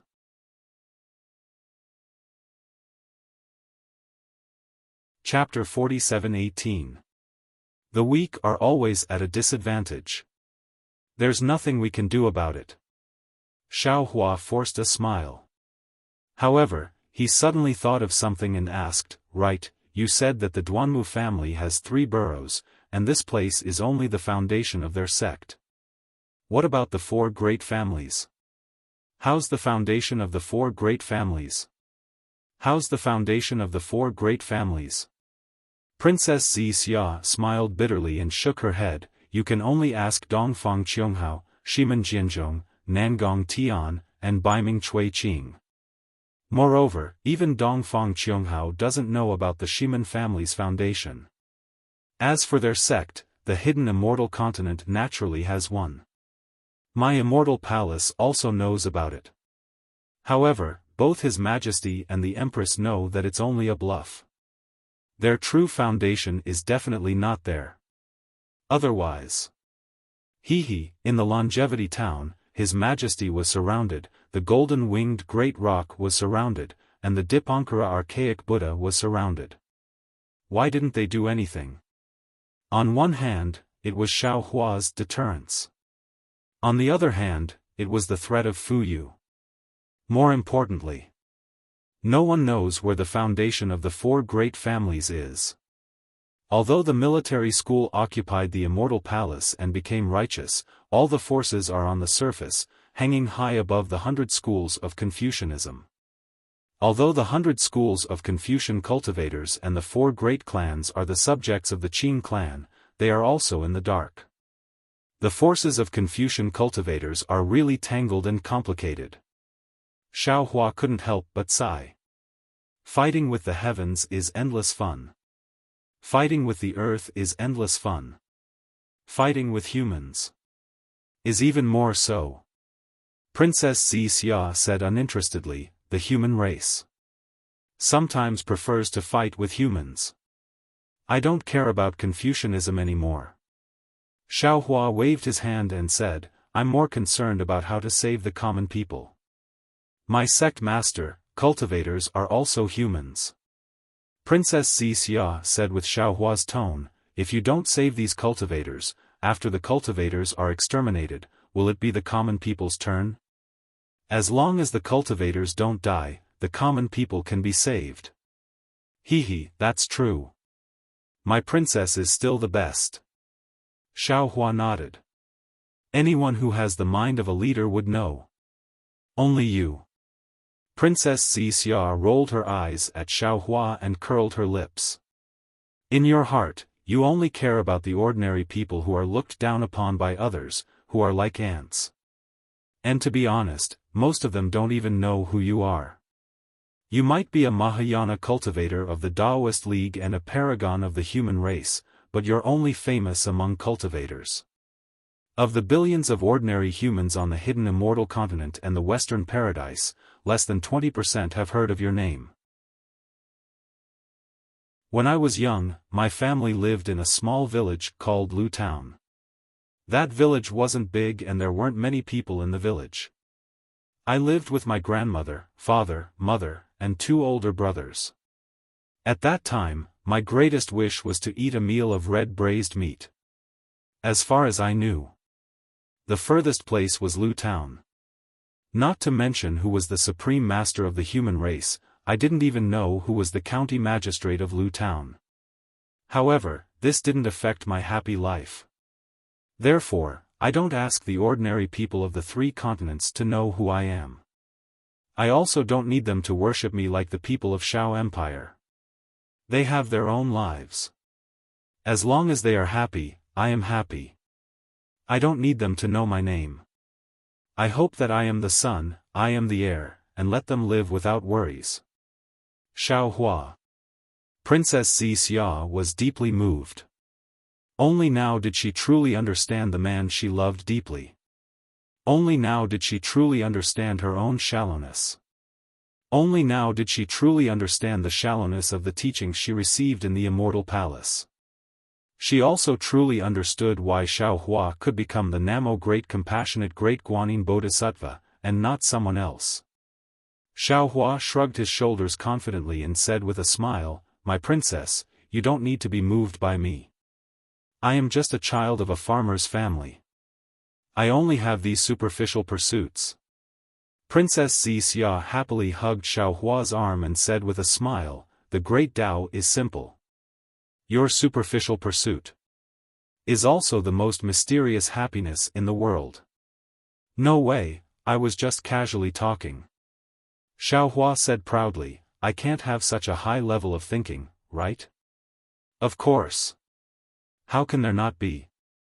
Princess Xia said with a smile, "You are the supreme expert of the human race. Your words. 1,000 people will have 1,000 different interpretations. They will pick out the most noble interpretation to interpret it. Perhaps what you are thinking is just the most ordinary interpretation. Then it seems that I will have to speak less in the future." Xiaohua replied. "You can in the future, but not now." Princess Xia said with a smile, "You have to tell me about your childhood." "But," Xiaohua said with a bitter smile, "my memories are already fragmented and incomplete." "Why is that?" Princess Xia's expression changed greatly. She was very puzzled. Xiaohua said with a smile, "I still don't know what exactly happened. It seems like my soul was searched by someone. Who is so daring?" Princess Xia's face turned cold. How can such a great taboo be casually used? Even if Xiaohua is magnanimous and doesn't care about it, I won't let him off. This is Xiaoyu continent's matter. I'm afraid I won't have the chance to take revenge. Xiaohua waved his hand and said, "Let's talk about this later." Only Xiaohua is kind-hearted. If it was me, I would definitely tear him into pieces. Princess Xia also knew that this matter couldn't be done, so she said fiercely. However, a moment later, Princess Xia squeezed Xiaohua's hand and said, "Xiaohua, tell me. It'll help you recover your memories." "Okay." Xiaohua took out the Kunlun mirror and released the Pegasus flying carriage. He said with a smile, "Let's talk as we go. My Xiaohua is the best." Princess Xia lightly kissed Xiaohua's cheek and happily jumped onto the flying carriage. Don't be impatient, don't be impatient. Xiaohua hurriedly said, My princess, there is still one more thing. What is it? Princess Xia asked, puzzled. I want to see what kind of strength the innate 5-element flags can deal with. Xiaohua explained, that day at the Jade Pool, Dongfang Qionghao's 5-element flags couldn't deal with a mayfly that surpassed the 9th level of origin energy. But what if it can deal with a mayfly below the 9th level of origin energy? The 4 great clans will definitely be able to rely on it. They might withdraw their forces and not go all out. Of course, the hidden immortal continent might also use the innate 5-element flags to protect the last of the human race. If it can't, then it can't. At least I will know if you have the ability to protect yourself. Princess Xia covered her mouth and laughed. Xiaohua is too impatient. There are no mayflies here. Moreover, even if I can deal with mayflies, the size and strength of the mayflies are different. Also, I can refine the Xianyuan water control flag, but the patriarchs of the 4 great clans might not be able to refine the 4-element flags. There might not be a conclusion. Hehe, that's true. Xiaohua laughed and said, let's talk as we go. Because I saw the godly demon puppet of the godly demon Xueze, I felt that I could sweep through the 3 continents with it. But today, seeing that the godly demon puppet can't deal with the mayflies, I thought of the innate 5-element flags. Since that's the case, Princess Xia suggested, Xiaohua shouldn't place too much hope on the innate 5-element flags. After all, these are only 5 innate Dharma artifacts. It's impossible to protect the 3 continents, and the people you care about the most. It's even more impossible. That's right. Xiaohua sighed and also jumped into the flying carriage. He laughed bitterly and said, I'm like a person who fell into the water. I want to grab every single strand of water plant. I don't want to give up any chance. Actually. Princess Xia leaned her head on Xiaohua's shoulder and said, there are countless cultivators in the 3 continents. The one who shouldn't panic the most is you.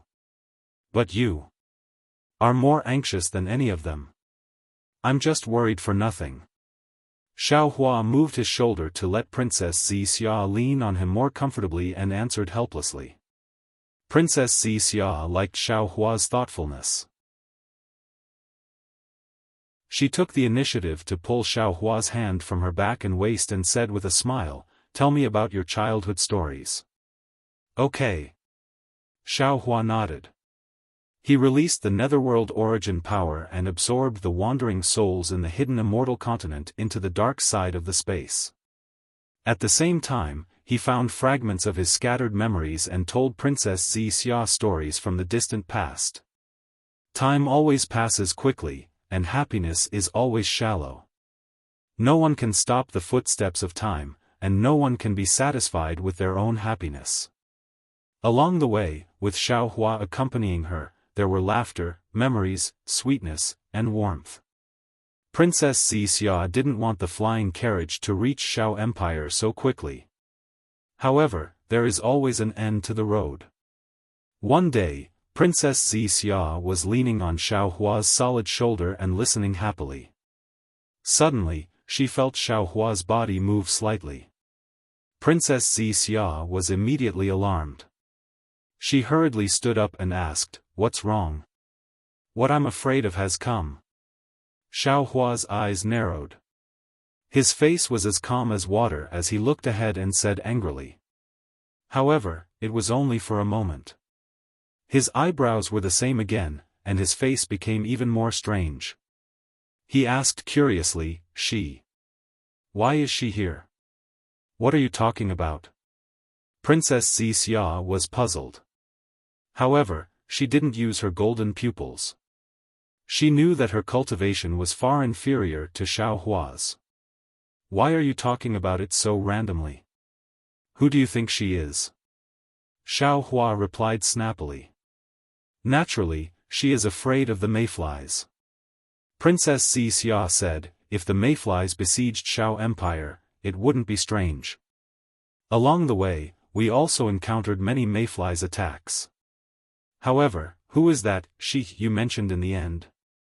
What do you think? Xiao Hua said and took out the Kunlun mirror. Damn it! Seeing Xiao Hua take out the Kunlun mirror, the pure and beautiful Princess Xia immediately understood something. She scolded angrily, why is there no end to it? Does she want people to give her face or not? Xiao Hua activated the Kunlun mirror and pulled the Thunderbolt spiritual master out of the space. Seeing that Xiao Hua called him out, the Thunderbolt spiritual master's face was filled with unhappiness. He muttered, fellow Taoist, don't favor one and discriminate against the other. Taoist witch's strength has already surpassed I. Why don't you pull him out? Why do you make I come out for everything?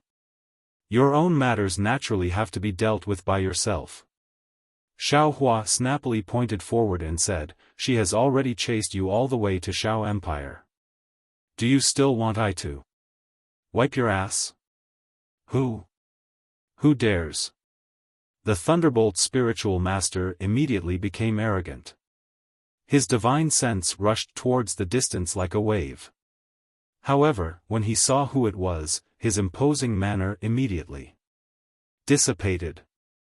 However, a moment later, he coldly snorted again. His figure turned into lightning and rushed into the sky. He shouted, fellow Taoist, don't worry. Today, I will give you an answer. I don't believe that I can't shake her off.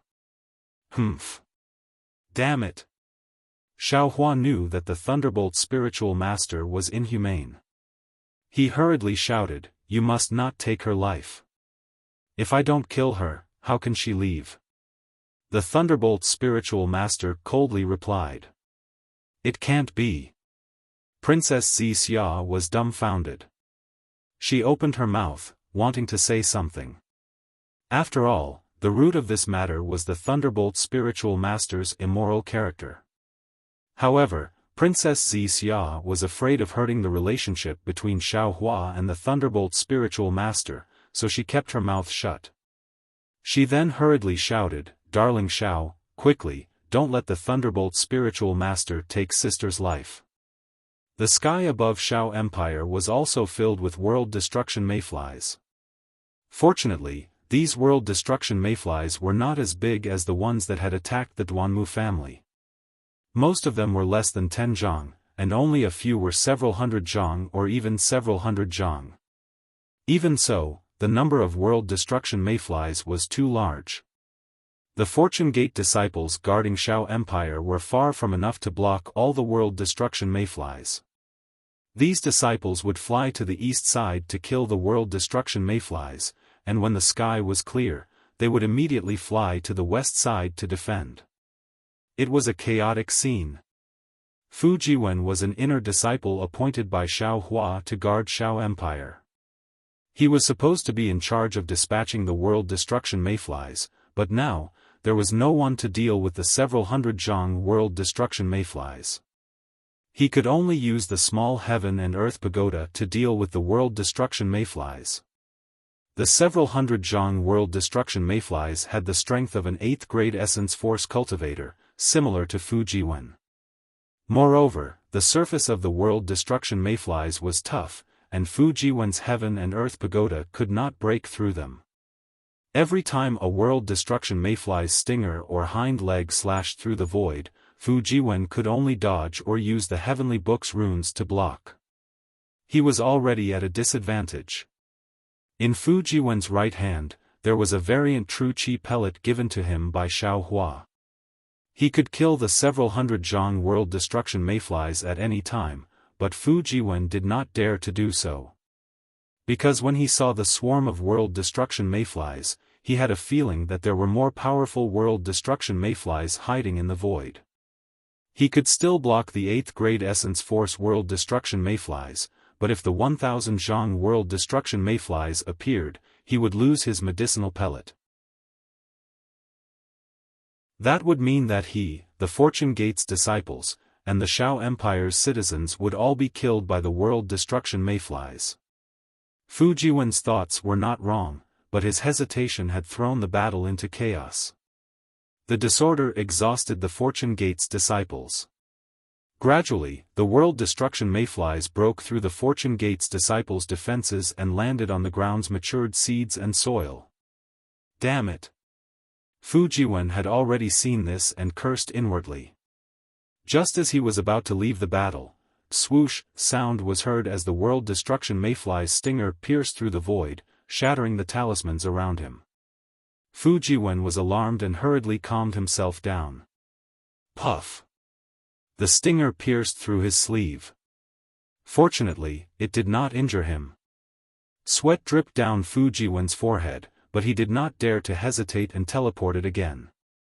Just as he left the original spot, a swoosh sound was heard as the world destruction mayfly's hind leg chopped down. Humph! Just as Fu Jiwen was stuck between a rock and a hard place, a cold snort sounded from somewhere in the Shao Empire. Then, a four-colored cloud rose into the sky, and a beautiful woman in plain clothes flew into the sky under the protection of another beautiful woman.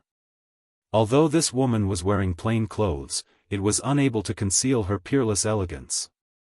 Her every movement exuded an indescribable elegance and grace. Looking at this woman's thin lips and sorrowful almond-shaped eyes, wasn't she Princess Qingqing? Then, the woman beside Princess Qingqing was naturally Yu Xiaojing. Princess Qingqing's figure landed on the ground, and a golden light flickered in her eyes. She looked at Fu Jiwen for a moment, then called out, "Fu Jiwen, I'm indebted to you for taking me in these past few days. Today, I'll help you." Then, Princess Qingqing shouted, "Fortune Gate's disciples with 7th grade origin energy, listen to my command. Form a long snake formation and increase the distance between each other as much as possible. Make sure that the world destruction mayflies with 6th grade origin energy and below can pass through, and only block the world destruction mayflies with 7th grade origin energy." Princess Qingqing was clearly using the deafening divine ability of a Confucian cultivator. Her voice reverberated in the air above the Shao Empire, as if she was giving orders to every Fortune Gate's disciple.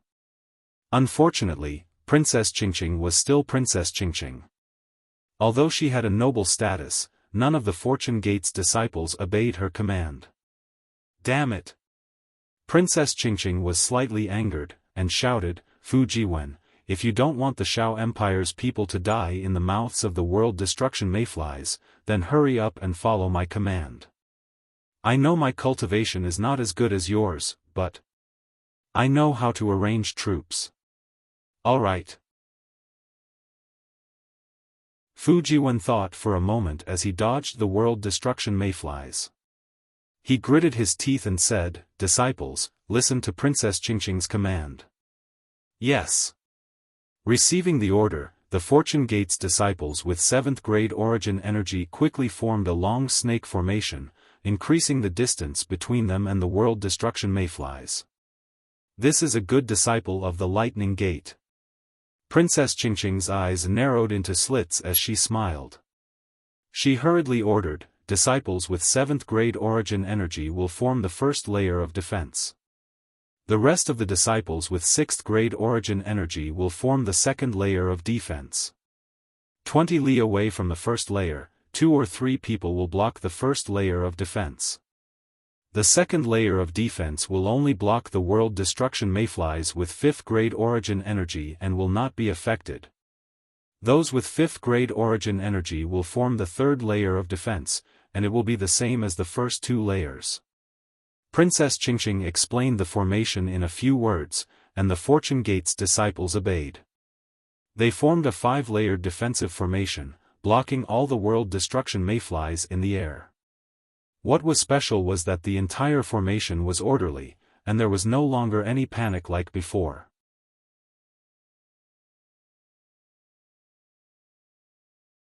Chapter 47:19. What do you think? Princess Qingqing asked Fu Jiwen with a smile. What could Fu Jiwen say? However, he was almost out of breath from the mayfly's attack, so how could he have the time to care about her? However, right when Princess Qing Qing was feeling complacent, a tail stinger that seemed like a sword that could hold up the sky suddenly shot out from high up in the sky, and it shot towards Princess Qing Qing with lightning speed. This stinger easily pierced through the Fortune Gate Disciples' 5-layered defensive formation and landed on top of Princess Qingqing's head. Wherever the tail landed, the space within 1,000 feet was shrouded. The sharp wind tore the void apart, and the power of the spatial fissure mixed with the sharpness of the tail. Princess Qingqing was sucked into a spatial vortex, and layers of spatial fragments drifted towards her like snowflakes. Although the snowflakes were beautiful, they were also fatal. Leaving aside the fact that Princess Qingqing's flesh and blood would inevitably be reduced to dust, even if the stinger struck Princess Qingqing would definitely perish. Your Highness. Yu Xiaojing was shocked. She wanted to rush over to save Princess Qingqing, but her cultivation was too shallow. How could she compare to the 9th-grade origin energy mayfly? Princess Qingqing did not show any signs of panic. Instead, she raised her head to look at the pitch-black void and the stinger of space fragments. Not only did she not activate her sub-bodies, she did not even use any of her scholarly cultivator's divine abilities. Her eyes were glazed over as she muttered, "I'm finally going to die. If I die, will that enemy feel sad? Damn it." Fu Jiwen naturally wanted to save the several hundred zhang long mayfly, but he did not expect that the mayfly would attack Princess Qingqing instead of him. At this point, even if he wanted to throw out the pill, he would not be able to save Princess Qingqing from certain death.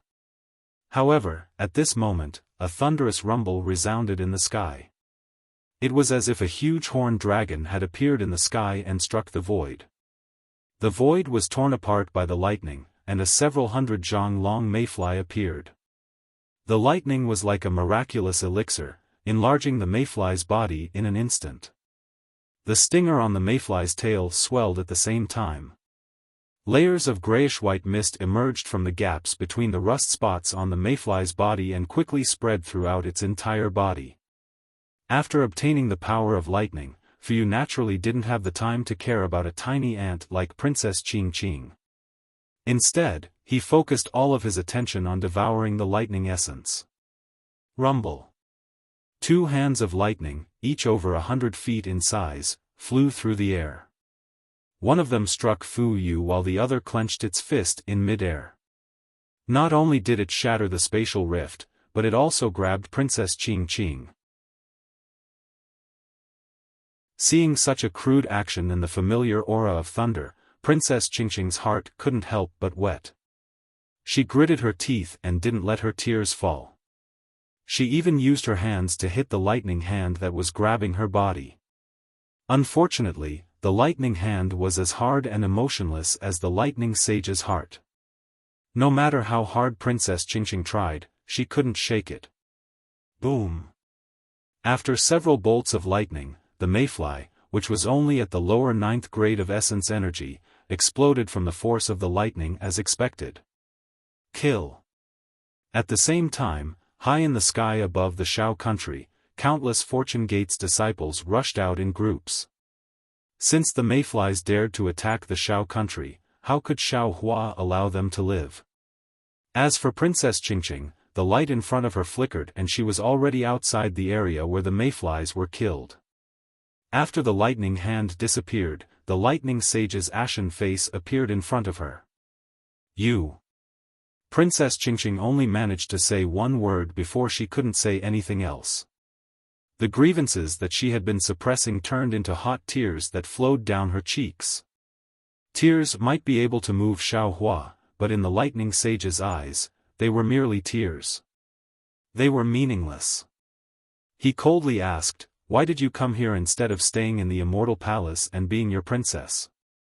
You. Princess Qingqing bit her lips until they were bleeding. She only managed to say one word before she didn't know what else to say. However, when she used her sleeve to wipe away the tears on her face, she raised her head and revealed a stubborn and cold face. However, on this cold face, a pair of sorrowful eyes were especially striking. Princess Qingqing's voice was filled with grief and indignation as she screamed at the top of her lungs, "Didn't you see everything during the Jade Lake Conference? I have already confessed to the world in front of all the sovereigns. I have already given you my chastity.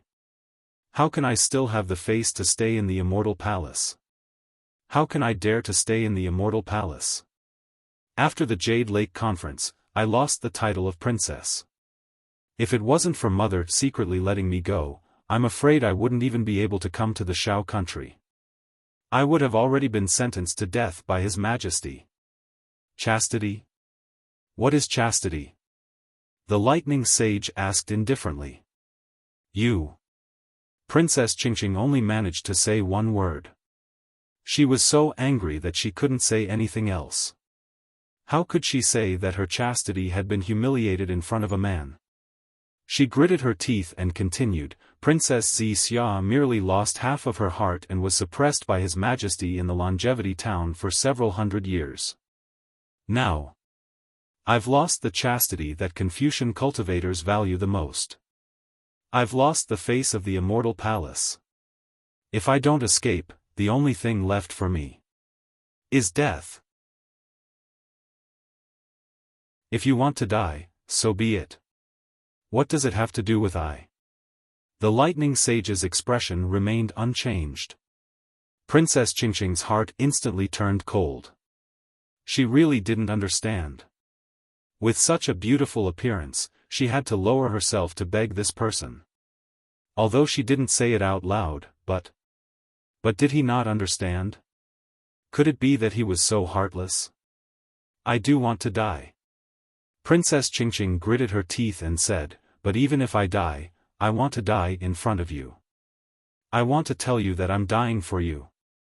I want you to feel uneasy for the rest of your life. I want you to never forget me for the rest of your life." "Hee, impossible." The lightning sage laughed coldly and said, "What's so good about you? How can I not forget you? You." Princess Qingqing had never met such a heartless man in her life. She was truly speechless. It was as if the word warmth didn't exist in this man's words at all. Lei Ting. Princess Qingqing finally abandoned her strong shell and begged a man for the first time in her life. When this concubine left Jade Lake, Imperial Mother secretly told this concubine to be gentle to men, to be true to men, to be docile to men. But I've always wanted to be strong. I've never known the word gentle. I know I'm not good, but apart from you, no one else wants me. I don't have a home, I don't have any relatives.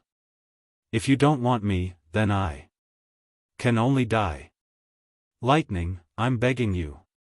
Scram. The lightning sage rolled his eyes and slapped Princess Qingqing's face. This slap didn't just cause Princess Qingqing's face to swell, it even sent her body tumbling in the air. "Your Highness!" Yu Xiaojing cried out in pain from afar. She wanted to fly over. "Stop!" Although Princess Qingqing couldn't stand properly, she still coldly called out, "This is a private matter between me and Lightning. You don't have to interfere." "But," Yu Xiaojing anxiously said, "but this lightning sage has a heart of stone. Your Highness. You'll die in his hands." Die. At this point, do you think I'm afraid of death? I'm more than happy to die in Lightning's hands." Princess Qingqing laughed and flew over. She looked at the Thunderclap immortal with tender eyes and said gently, "Thunderclap, I never thought that I would love a man so deeply. I also never thought that I would fall in love with a Taoist cultivator. But when this love came, only then did I know." Scram. Before Princess Qingqing could finish, the lightning sage waved his hand and sent her flying. However, Princess Qingqing still climbed up and struggled to fly in front of the lightning sage. She still said, "I knew I'm a woman. I need a man to protect me. I was heartless and cold-blooded because I didn't understand love. I'm afraid of the feeling of being loved. I'm also afraid of being given to the 4 great families as a gift by His Majesty. Scram! The Thunderbolt Immortal was somewhat impatient. This time, he actually lifted his foot and kicked Princess Qingqing several hundred feet away. He continued to say, "I've never seen a woman as cheap as you. I don't want you anymore and you're still pestering me. If you come over again, don't blame me for being ruthless." Blood was dripping from the corner of Princess Qingqing's mouth, but she still forced a smile and flew over. "Your Highness." Yu Xiaojing knelt in the air and cried, "Don't lower yourself like this. He'll really kill you. Lightning, I know you don't love me, and I know you don't like me. She definitely won't let me appear in the Fortune Gate." Princess Qingqing was full of smiles. Her beautiful face was flushed with blood, and it was incomparably beautiful. But the world is so big, and there's no place for this concubine anymore. If you don't like this concubine, and think that this concubine is like a mosquito disturbing you, then do it. Dying in your hands is 1,000 times better than dying on His Majesty's immortal beheading stage.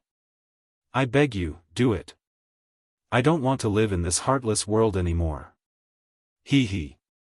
The Thunderbolt Immortal sneered. He grabbed Princess Qingqing's slender neck with one hand as if he was grabbing a chick. He said, "Do you think I don't dare to do it? Even if you are a princess, if I kill you, old man Gaochen won't even dare to fart." He. Princess Qingqing felt like she couldn't breathe. Her vision darkened, and she saw stars. She knew that the Lightning Sage really wanted to kill her. However, when she saw the Thunderbolt Immortal's sinister smile, Princess Qingqing actually felt relaxed. Strangely, she didn't feel any hatred. Her face was flushed and blood was flowing. Her bloodshot eyes were still rippling with happiness. It was as if being able to be with the Thunderbolt Immortal at the last moment of her life was also a happy thing. In the distant sky, Princess Xia was anxious. Previously, when the Lightning Sage knocked Princess Qingqing down several times, she still had a cold smile on her face. She knew that this was Princess Qingqing's trick. However, in the end, when she heard Princess Qingqing's words and saw how Princess Qingqing was unafraid of death and how the Lightning Reverend was about to kill her, she suddenly understood that she might have been wrong about Princess Qingqing. In this world, if there was only one force that could change people, that would be love. Princess Qingqing's feelings for the Lightning Sage might really be true love. "Darling Xiao, hurry." Princess Xia couldn't help but shout, "Big sister is going to die. Don't worry." Although Xiao Hua's heart was burning with anxiety, he could clearly feel that the Thunderbolt Immortal's emotions were fluctuating and changing like a stormy sea. If nothing unexpected happened, the Thunderbolt Immortal had also reached the crucial moment of his human nature. "What do you mean don't be anxious? Hurry." Princess Xia made a prompt decision and roared, "Stop the Lightning Sage immediately." Xiao Hua had never seen Princess Xia so angry. He didn't dare to be negligent and was about to send a message to the Lightning Sage in his mind. It was also at this moment that something strange happened. The blood at the corner of Princess Qingqing's mouth slowly dripped onto the Lightning Sage's wrist. The Lightning Sage was stunned. His hand stopped, and then he dipped a finger into the blood and put it in his mouth. After a moment, he frowned and said, "Why is your blood so salty? Oh, why are you crying? Why is my heart so chaotic when I see you cry? Why does my heart feel like it's being twisted by a knife?" He. Princess Qingqing naturally couldn't speak. She struggled a few times and opened her mouth to cry a few times. The Thunderbolt Immortal loosened his grip. Cough, cough, cough. Princess Qingqing collapsed in the air and coughed with all her might. She raised her head and cried out, "Thunderbolt, why didn't you kill me? If I kill you, my heart will ache." "I won't kill you." The Lightning Sage actually replied woodenly. "You." Princess Qingqing couldn't say another word. Tears of happiness gushed out of her eyes. This man named Lei Ting didn't say the word love, but his words were much more expressive than the word love. Lightning. Princess Qingqing whispered, I know you're the same as me. I'm infatuated with power, and you're infatuated with cultivation. Otherwise, you definitely wouldn't have cultivated to the grand ascension stage in the hidden immortal continent. So, you and I don't understand love. Actually, your heartache means you love me. The lightning sage raised his hand again. It looked like he was going to slap her, but he withdrew his hand halfway. It seemed like he would also feel heartache if he did this. The lightning sage was at a loss. He turned his head and looked at Xiaofan for help. Boom! A five-colored rainbow bridge appeared in the distance. Xiaofan held Princess Wuxia's hand and stepped on the rainbow bridge with a smile on his face. Congratulations, fellow lightning sage. Congratulations, fellow lightning sage. Xiaofan flew closer and raised his hand with a smile. You finally know what love is. The lightning sage shook his head slightly, seemingly embarrassed. He replied, fellow Taoist, you're making fun of me. I don't seem to understand. It doesn't matter. With Princess Qingqing by your side, you'll understand sooner or later. Xiaofan replied with a smile. As for Princess Wuxia, she looked at Princess Qingqing with a complicated expression. She stared into Princess Qingqing's eyes, and Princess Qingqing walked over without backing down. Qingqing. After a while, Princess Wuxia said, I don't know if what you said just now is true. I also don't know if this is all part of His Majesty and Imperial Mother's plan. I only want to say that Xiaofan and the Fortune Gate don't have any ambition to dominate the world. I'm here. I beg you to let the Fortune Gate go. This kind of self-injury trick is really meaningless. Although Princess Wuxia said beg, her tone was very unyielding. How could it sound like she was begging? Princess Qingqing's tone softened when she saw this. She replied, Xin, I've been fighting with you since we were young. If you like something, even if I don't like it, I'll take it. I'd rather throw it away and destroy it than let you have it. To be honest, I don't regret everything that happened before. I also don't want to apologize to you. However, today, at this moment, I can tell you that I'm sincere. I truly love lightning. I beg you, can you give me a way out? Let me and lightning have some space, some chance. Princess Wuxia was very helpless. From a woman's intuition, she could feel that Princess Qingqing's words came from the bottom of her heart. There were no lies. However, from her many years of fighting with Princess Qingqing, Princess Wuxia very rationally told herself that Princess Qingqing was definitely not a gentle woman. How could she easily lower her head? She looked helplessly at Xiaofan, then looked at the lightning Taoist whose face was as solemn as a mountain. Her heart was extremely conflicted. However, after a while, Princess Wuxia said, since you've said so, Xiaofan and I will respect lightning Taoist's choice. At the same time, we also want to see the true love in your heart. However, little sister has to say the ugly words first. If you have any other plans or ideas, I absolutely won't allow it. The Fortune Gate is the Tao Sect's Fortune Gate. It is the Fortune Gate of Xiaofan, Lightning Taoist, and all of the Fortune Gate's Fortune Gate. The Fortune Gate will not allow Confucian cultivators to meddle with it, nor will it allow any conspiracy to exist. It's just a Fortune Gate. I really don't care about it. Princess Qingqing replied without backing down.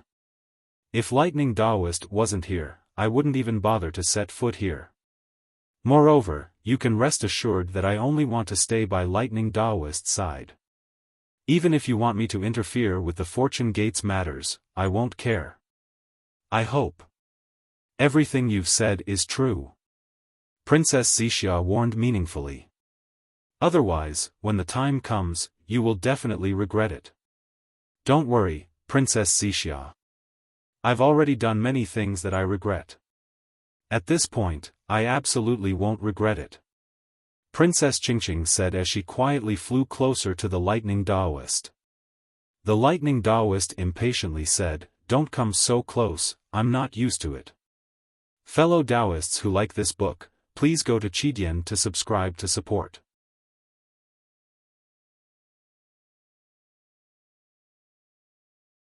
Chapter 47:20. Yes, this concubine understands. Facing Princess Xixia, Princess Qingqing maintained a cold expression, not giving her any face. However, seeing the lightning Taoist, a smile appeared on Princess Qingqing's face, and her figure stopped. Fellow Taoist lightning. Xiaofan said, "If you keep Princess Qingqing, then you can't return to the Kunlun immortal grounds to cultivate. Have you made your decision?" "No." Princess Qingqing hurriedly said, "I can't delay lightning Taoist's cultivation, I'll stay in Xiao country." "Since when is it your turn to decide this daddy's matters?" Lightning Taoist glared at Princess Qingqing. Princess Qingqing immediately lowered her head, like a wronged wife, not daring to say anything. Lightning Taoist said to Xiaofan, "I have been thinking of something recently, so I won't cultivate for now. Let's go to the Western Sea to kill the mayflies." Looking at the Thunderbolt Immortal, who was annoyed at being disturbed just a moment ago, now having such a change in attitude, Xiaofan smiled and nodded. "Sure. Your Highness." Yu Xiaojing quietly flew over, her face pale. The scene just now had scared her to death. "Don't call me princess anymore." Princess Qingqing glanced at Princess Xixia and said, "I'm no longer a princess, call me young miss, or Qingqing." "Yes, young miss." Yu Xiaojing replied in a low voice. At this moment, in the sky above Xiao country, countless mayflies rushed out from the cracks in the void that appeared from time to time. They were like locusts that were commonly seen in the countryside as they rushed towards the ground. The citizens of the Xiao Empire had long sensed the danger, but they did not wait for death. Instead, they called out to Zhenren Xiao, as if they were praying for protection. Then, they rushed out from various houses and brought the firewood, grass, and other things to the fields. As they lit these things up, they waved their wooden sticks, clothes, and other things, blocking the mayflies just like how they hunted and drove away locusts in the past. Seeing such a familiar scene, Xiaofan couldn't help sighing. The prayers of millions of Xiao country's citizens made him feel a warm current flowing to the crystal-like godhead behind his head. What adorable citizens, Xiaofan took out the Kunlun mirror, preparing to release more Fortune Gate disciples. However, Princess Xixia only faintly smiled, as if she was provoking Princess Qingqing. She arrogantly said to Xiaofan, "Xiaofan, why use a butcher's knife to kill a chicken? Let's see what I can do." Xiaohua's heart skipped a beat. He nodded and said with a smile, "I'd like to see what Your Highness is capable of." Hearing Xiaofan call her Your Highness the Princess, which was the complete opposite of what Princess Qingqing had just said, Princess Xixia faintly smiled. Raising her hand, she took out the Xianyuan water control flag.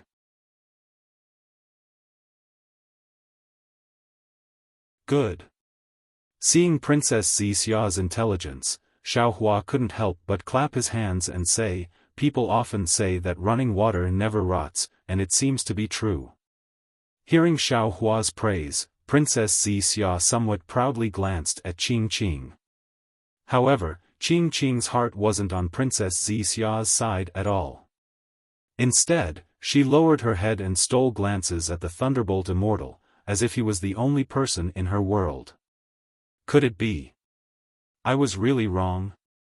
Princess Xixia couldn't help but feel apologetic in her heart. Putting aside Princess Xixia's guilt, Xiaofan looked at the already stable situation and raised his hand to take the Kunlun mirror in his hand. As the light trembled, the divine power puppet Little Gold flew out. As soon as Little Gold came out, a dragon-shaped phantom rushed into the sky, and even a bit of the world-destroying mayfly's aura appeared. Little Gold, go. Xiaohua waved his hand and said, kill a few mayflies. Yes, master. Little Gold's voice appeared in Xiaohua's mind. Then, with a flash of golden light, it rushed into the swarm of insects.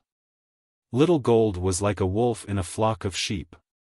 After it flew in, it waved its antennae as if it had seen something, cutting the mayflies in two. It was very brave and fierce. Unfortunately, after a short while, Xiaohua frowned again. Because the mayflies that were cut in two by Little Gold quickly turned back into two low-level mayflies, and they didn't seem to be killed. In other words, Little Gold couldn't really kill the mayflies. Come back. Little Gold. Xiaohua called out in his heart, and he was quite disappointed. Because in Xiaohua's memory, Little Gold had swallowed Dragon Siren and also swallowed the essence of mayflies, and because of this, it had mutated. If even it couldn't kill the mayflies, then the other spiritual pets wouldn't be able to either. After Little Gold returned to the space, Xiaohua took out the Ice Worm King. The mayflies that Xiaohua had encountered before were all extremely powerful, and he hadn't had the chance to test them out one by one. Now was the perfect time to test out Princess Xixia's Xianyuan water control flag, as well as these spiritual pets that had been separated by yin and yang. As soon as the Ice Worm King appeared, it immediately sealed the space within a radius of several hundred feet. Unfortunately, other than the thumb-sized mayfly that exploded, the other mayflies all rushed to devour the frozen space, and their size even increased. Seeing that his two most powerful spiritual pets were useless, Xiaohua was a little disappointed. I'm afraid it won't work. Xiaohua put the Ice Worm King into the space, and then let out Little Thunder and Little Silver. Unfortunately, as soon as Little Silver came out of the space, its nose sniffed the air, and its fat body immediately curled up into a ball, and it didn't go forward at all. Although Little Thunder was powerful, with every movement it made, it was still inferior to Xiaohua's Hand of Lightning, and naturally couldn't kill the mayflies. Forget it. Xiaohua was completely disheartened. In his heart, he already somewhat understood that these mayflies were from the previous generation. Even if one of his spirit pets had the ability to restrain them, it was still impossible for it to exterminate hundreds of millions of mayflies. After putting away Little Thunder and Little Silver, Xiaohua pondered for a moment, then once again took out the spirit grasses from the spirit world, some spirit wood from the chaos divine world, and other things from other spaces to try. Unfortunately, all of his attempts failed one after another. Nothing could stop that black hole that could kill mayflies and devour everything. In the end, Xiaohua simply stopped trying and stood in the air, watching over the situation. With Xiaohua and the Thunderbolt Master overseeing the situation, and with the support of Shenhua Mainland's Fortune Gate's disciples, the mayflies besieging the Xiao country were gradually eliminated. Looking at the mayflies throwing themselves at the ground and the seeds that had already been planted, Xiaohua couldn't help but smile wryly. He clearly knew that his grain seeds must have attracted the attention of the mayflies. Unfortunately, Xiaohua no longer had the chance to regret. If he didn't have these seeds in the past, the Xiao country and the burial immortal mainland's common people would have starved to death. Now, the seeds had spread all over the burial immortal mainland, and they had become the targets of the mayflies.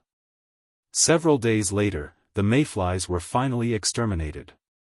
Fu Jiwen's face was full of shame as he saluted Xiaohua, saying that he had failed Xiaohua's trust. Xiaohua comforted him with a smile. In the face of a great calamity, it was enough to protect the Xiao country's common people's lives. What burden was there to speak of? Xiaohua took out the Kunlun mirror and asked the Thunderbolt Master to recall the Shenhua Mainland's Fortune Gate's disciples into the space. He then said to Fu Jiwen, "What do the Xiao country's people say about leaving?"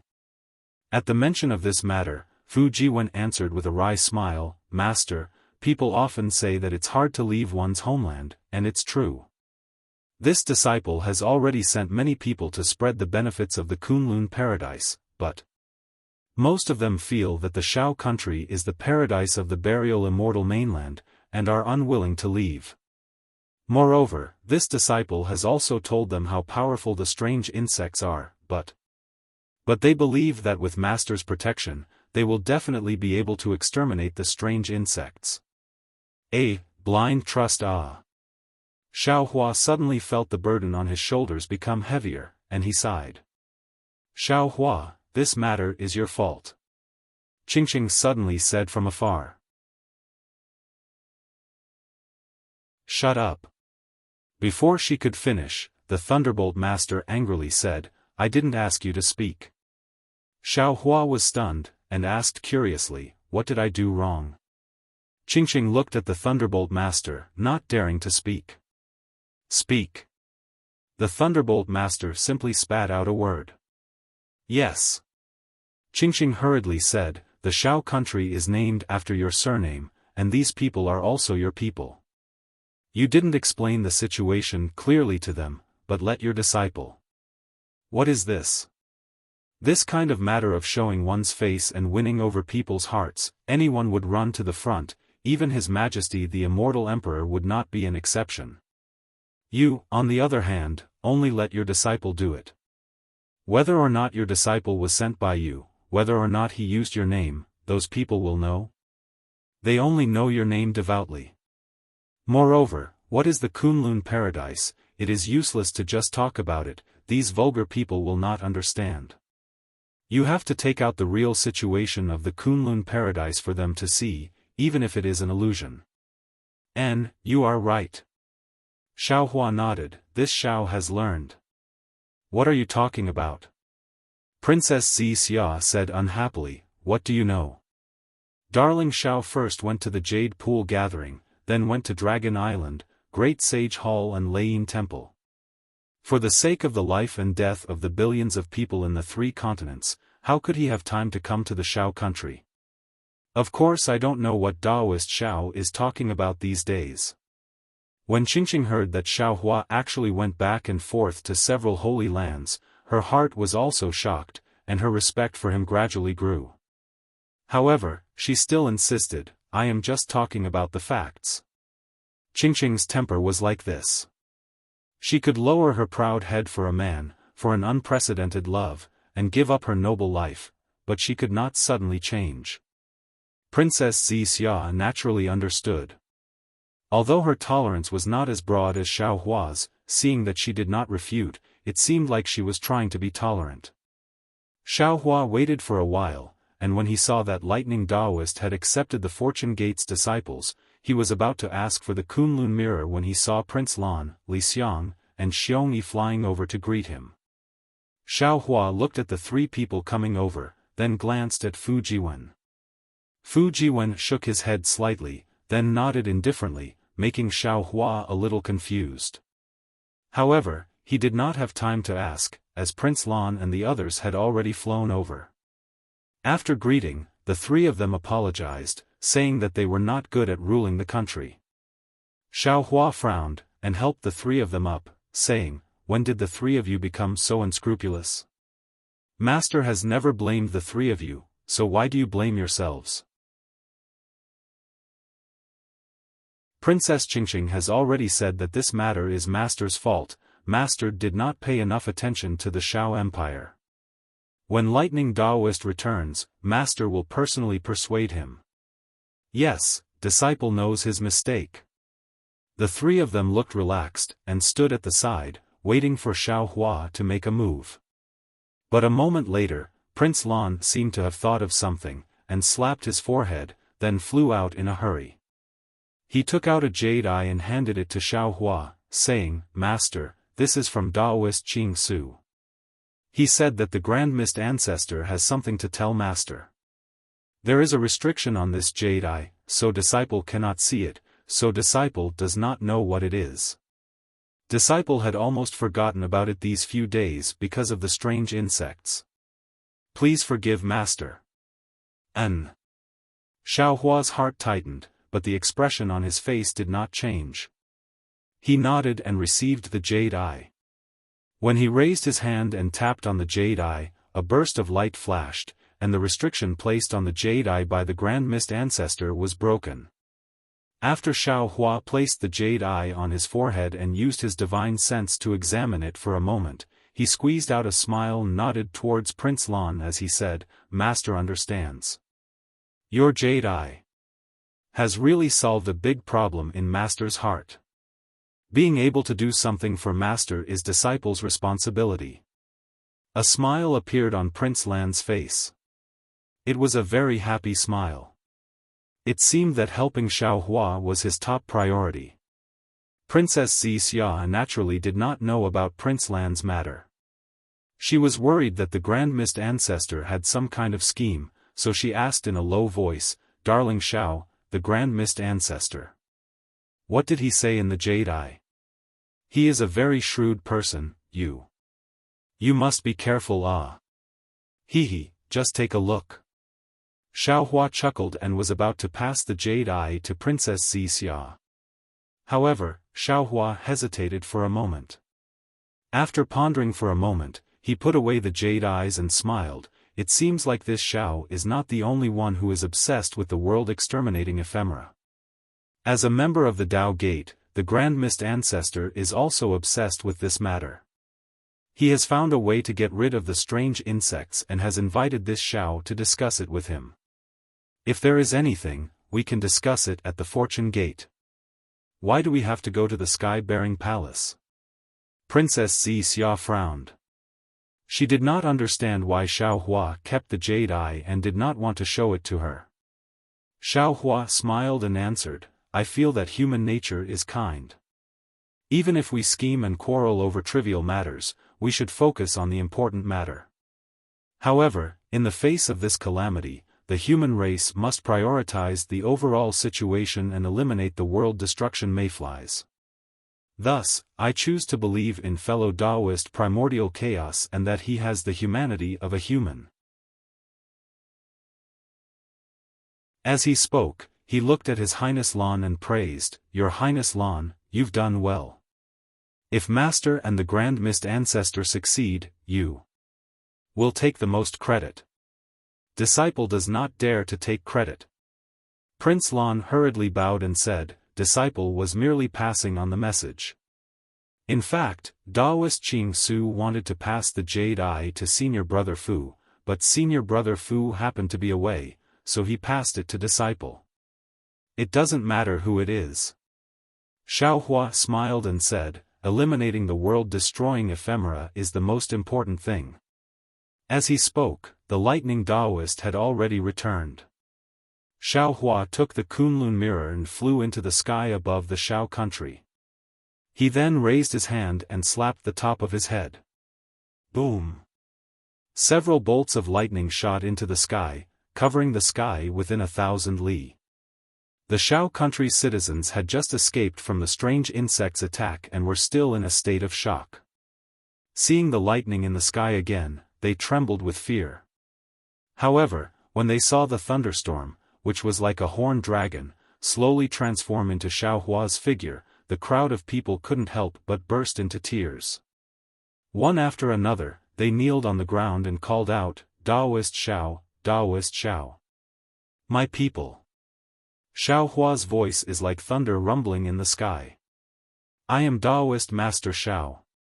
Today, I have an important matter to tell you all." Xiaohua explained the matter of the world-exterminating ephemera in a concise manner. In the end, he waved his hand and the Kunlun mirror fell into the air. Wang, wang, wang. The Kunlun mirror let out a rumbling sound, and a huge beam of light shot out from the Kunlun mirror and landed in the sky above Xiao Empire. Then, the situation of Shenhua continent turned into a light projection that appeared in the space of a few thousand miles. Mountain after mountain, mountain after mountain, piece after piece of fertile land, cluster after cluster of mountain flowers, a peaceful scene of men plowing and women weaving slowly appeared in front of the stunned citizens of Xiao Empire. After a full hour, Xiaohua finally pointed his hand, and the light projection gradually shrunk and disappeared into the Kunlun mirror. Xiaohua smiled and said, "My people, this is the Kunlun Wonderland that my disciple told you all about. This place. Although it is not as big as the hidden immortal continent, it is definitely bigger than Xiao Empire. This is a magic tool that I carry with me. In other words, once you enter the Kunlun Wonderland, you will be by my side. I can protect you all at any time. Now, the hidden immortal continent is being attacked by the world exterminating strange insects, and I have yet to find a way to destroy them. I hope that you all can enter the Kunlun Wonderland temporarily to avoid the disaster. After the world exterminating strange insects are destroyed, I will ask for your opinion. If you all want to stay in the Kunlun Wonderland, then you can live and reproduce there. If you still want to return to the hidden immortal continent, then I will send you all back. Don't worry, I will definitely respect your choice. Thank you, Taoist Xiao, for your mercy. We will follow the guidance of Nanwu Merciful Guanyin Bodhisattva. Thank you, Guanyin Bodhisattva, for sending us to the Wonderland. The Xiao Empire's citizens no longer had any objections. They all knelt on the ground and kowtowed to the sky to express their gratitude. I still have to go overseas to find a way to kill the world exterminating strange insects, so I can't stay here for long. Seeing this, Xiaohua added, I ask my Fortune Gate's second master, Lightning Taoist, to send you all into the Kunlun Wonderland. Xiaohua then nodded at Lightning Taoist. Lightning Taoist also transformed into a lightning giant, and with a wave of his hand, the Kunlun mirror appeared in his hand. He said, I will follow the sect master's orders. Thank you, Taoist Xiao, thank you, Lightning Taoist. The Xiao Empire's citizens thanked him again. Alright, you all pack up your belongings. Lightning Taoist said, 10 days later, I will send you all into the Kunlun Wonderland. Don't worry, I can take away your houses and belongings. Hearing this, the Xiao Empire's citizens were even more delighted. After kowtowing, they hurriedly left. Subsequently, Xiaohua and Lightning Taoist withdrew their Dharma images and descended. Xiaohua looked at Lightning Taoist and Qingqing and said, Fellow Taoist, I still have to rush back to the Western Sea. I'll leave the Xiao Empire to you. Lightning Taoist nodded. Go ahead. I is here. Fu Jiwen, Prince Lan, Li Xiang, Xiong Yi, you all will also assist your martial uncle Lightning in the Xiao Empire. Xiaohua ordered. Yes, disciple understands. All the disciples bowed. Prince Lan then asked, Master, if the Xiao Empire's citizens are going to the Kunlun Wonderland, then what about our Xiao Empire? Are we going to give up? Are we going to give it to Confucian cultivators for nothing? Fu Jiwen, what do you think? Xiaohua turned to ask Fu Jiwen. Fu Jiwen thought for a moment and smiled, no matter what, the Xiao Empire is our Fortune Gate's foundation. We've given up on the soaring Dragon Mountain Range, but the Xiao Empire can't be given up for the time being. Moreover, didn't Master say so earlier? After the insect plague is over, the Xiao Empire's citizens will return. We have to protect their homeland. Not to mention, the world exterminating strange insects are everywhere. There's no difference between killing them in the West Sea and in the Xiao Empire. Disciple feels that we should stay here. You're right. Our Fortune Gate's disciples are also setting up transmission arrays all over the hidden immortal mainland. They also need a place to stay, and the Xiao Empire is the best choice. Xiaohua smiled faintly and raised his hand. Since that's the case, all of you stay here and let your martial uncle Lightning accompany you. Many thanks, Master. Fu Jiwen was overjoyed. With the Lightning Taoist by his side, what kind of strange insects would he be afraid of? Prince Lan was happy and nodded at Xiong Yi and Li Xiang. Xiaohua didn't stay for long. After exchanging a few words with the Lightning Taoist, he led Princess Xixia to the flying carriage and left. However, after flying for several tens of thousands of li, Princess Xia couldn't help asking in a low voice, "Darling Xiao, Grand Mist Ancestor, what method did he find to kill the mayflies? This concubine is really curious." Hee hee. Xiao Hua sneered and raised his hand to pass the jade eye to Princess Xia. Princess Xia activated her golden pupils. A golden light appeared in her eyes. That golden light fell on her jade pupils. After a moment, Princess Xia cried out in alarm, "How is this possible? Even the Dragon Island, Great Sage Temple, and Thunder Temple said that there's no spatial passage to the outside world in the 3 continents. How did the Grand Mist Ancestor find it?" "Not only that," Xiao Hua replied indifferently, "the Rainbow Sea God Seashell, Senior Su, and Fairy Xingyu also said that the 3 continents are strange. The space around them is very tight. If one doesn't enter from the outside world, it's impossible to leave from the inside." Although Fairy Xingyu didn't say it clearly, she vaguely revealed that this might be the reason for the immortal array. Even these powerful experts couldn't find the passage, so how could the Grand Mist Ancestor find it? "Oh, that's right, look further back." Princess Xia continued to look, and a puzzled expression appeared on her face. She asked curiously, 10,000 Demon World? Metal, wood, and magnetic? What does that mean? Of course, it's outside the soaring cloud side hall. The Grand Mist Ancestor wanted me to bring him in.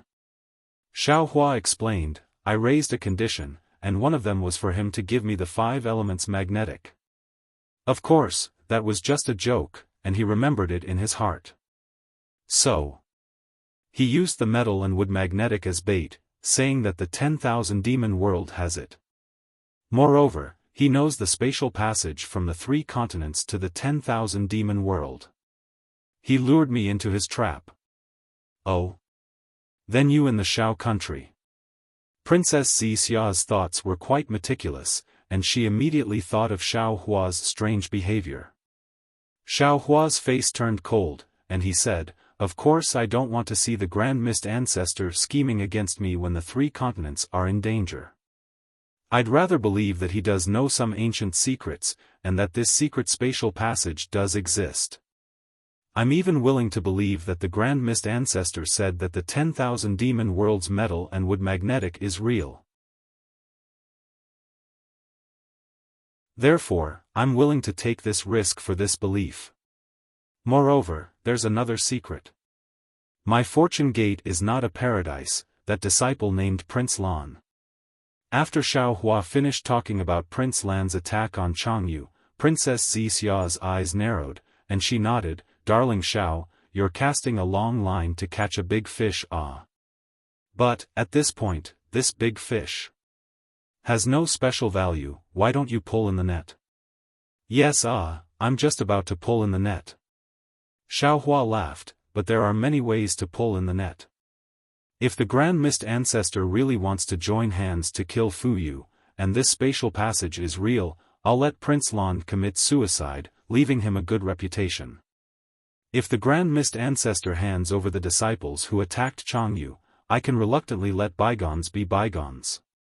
If this news is false, the sky-bearing palace has no value in the 3 continents.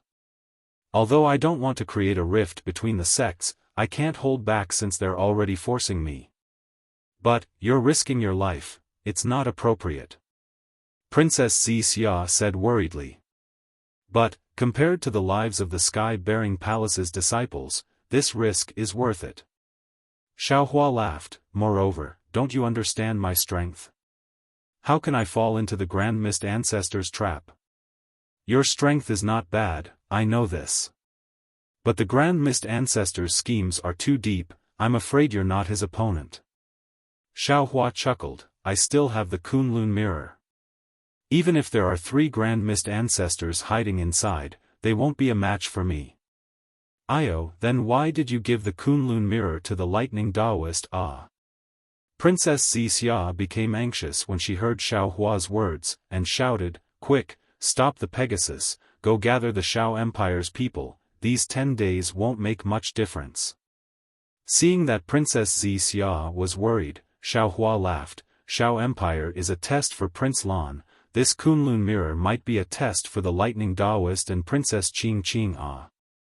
Princess Xia understood when she heard Xiaohua's words. She raised her finger and pointed at Xiaohua's forehead. I didn't expect my sect master to be so scheming.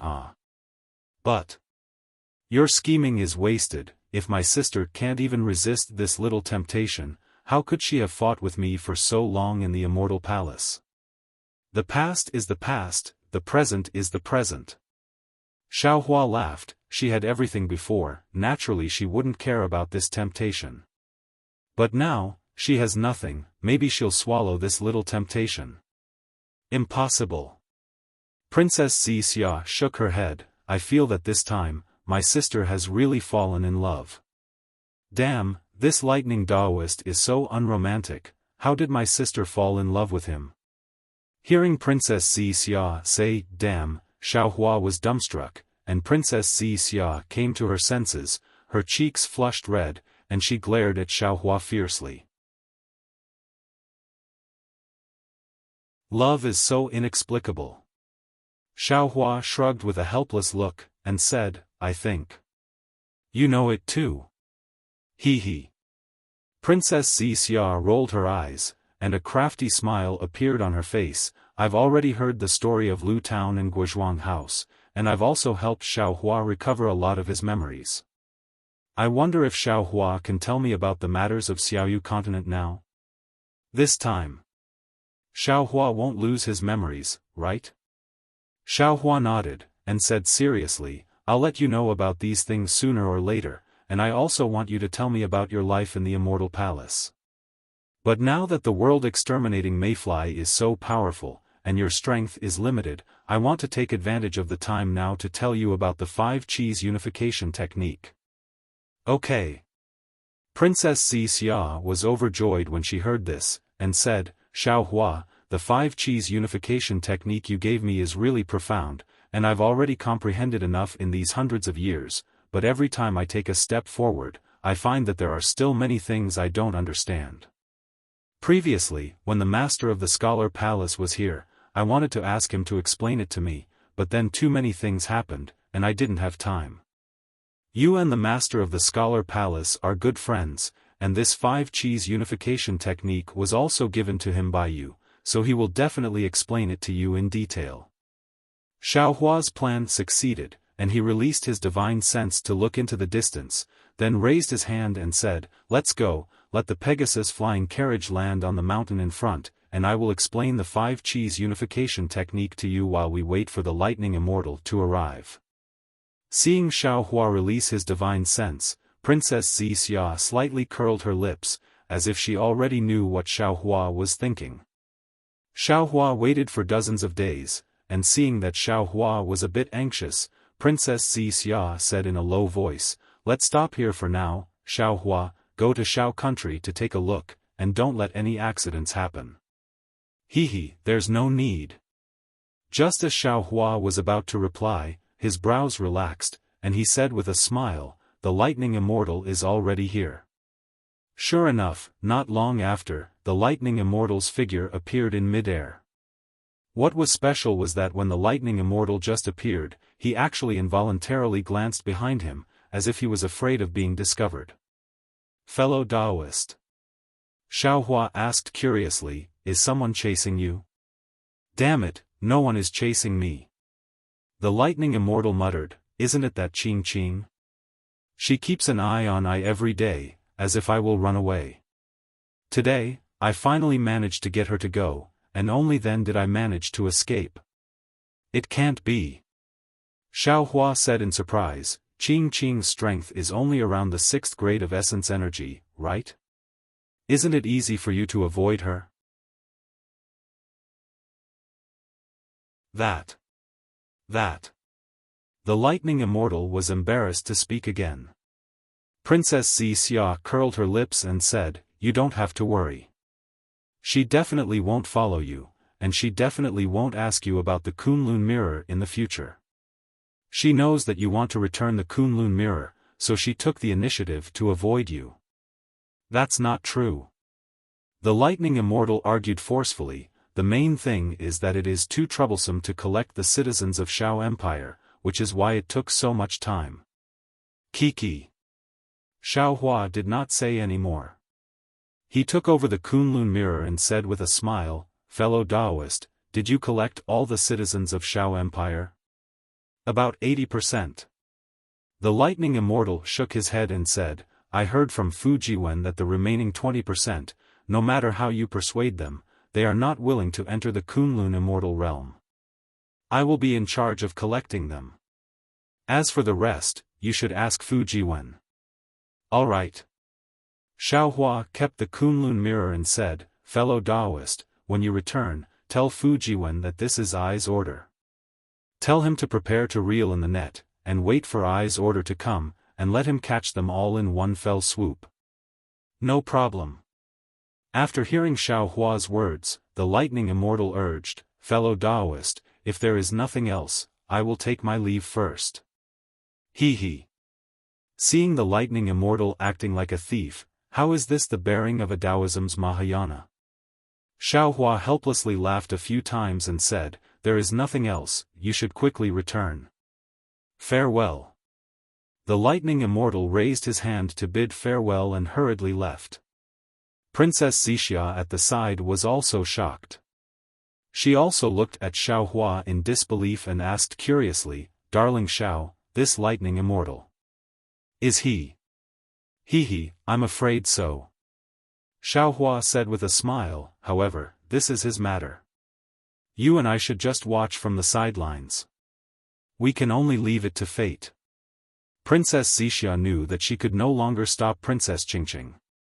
She was extremely disgusted, but also happy. The feeling was so complicated that even she herself could not explain it clearly. After taking the Kunlun mirror, Xiao Hua kept the Pegasus flying chariot. He held Princess Wuxia's hand and rushed towards the East Sea with lightning escape.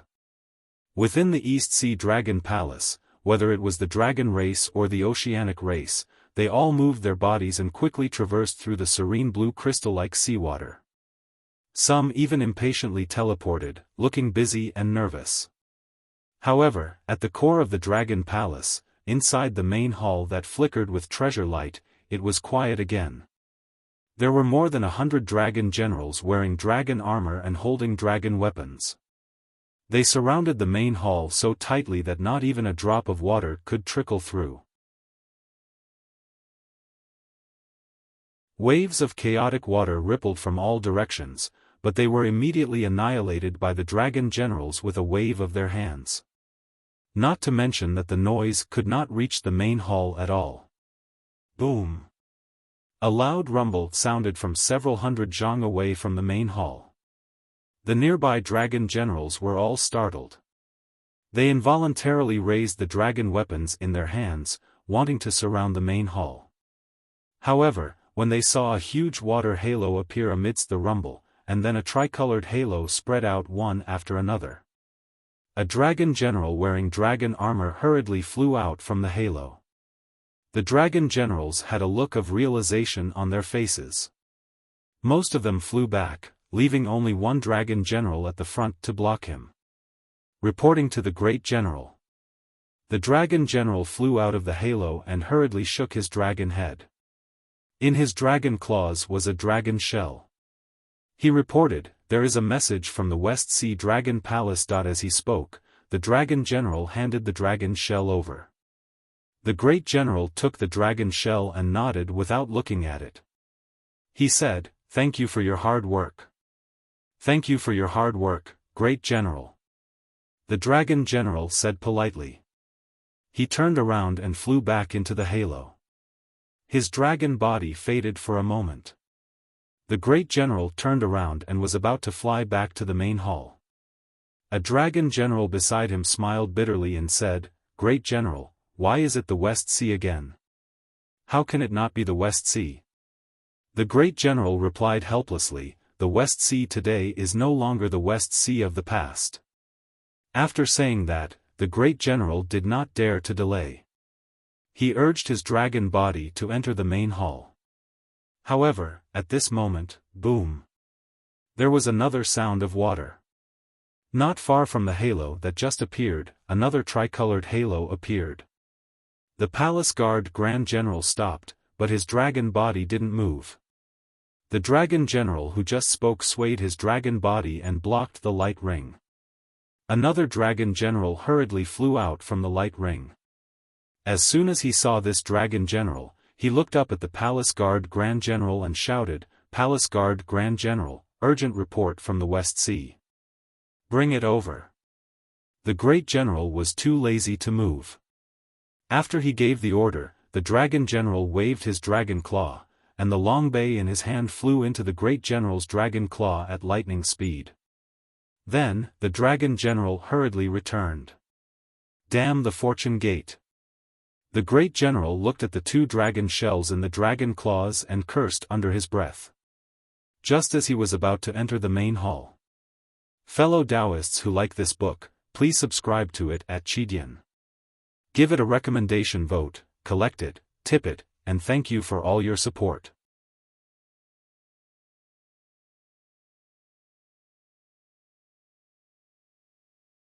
Chapter 47-21.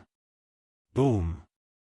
Another dragon general came to deliver a message. Fuck, is there an end to this? The palace general was really angry. He knew very well that any ordinary battle report from the four seas would be handled by specialized civil officials of the Dragon Palace. Anything that could be sent directly to the palace could be said to be extremely urgent. These messages were extremely rare.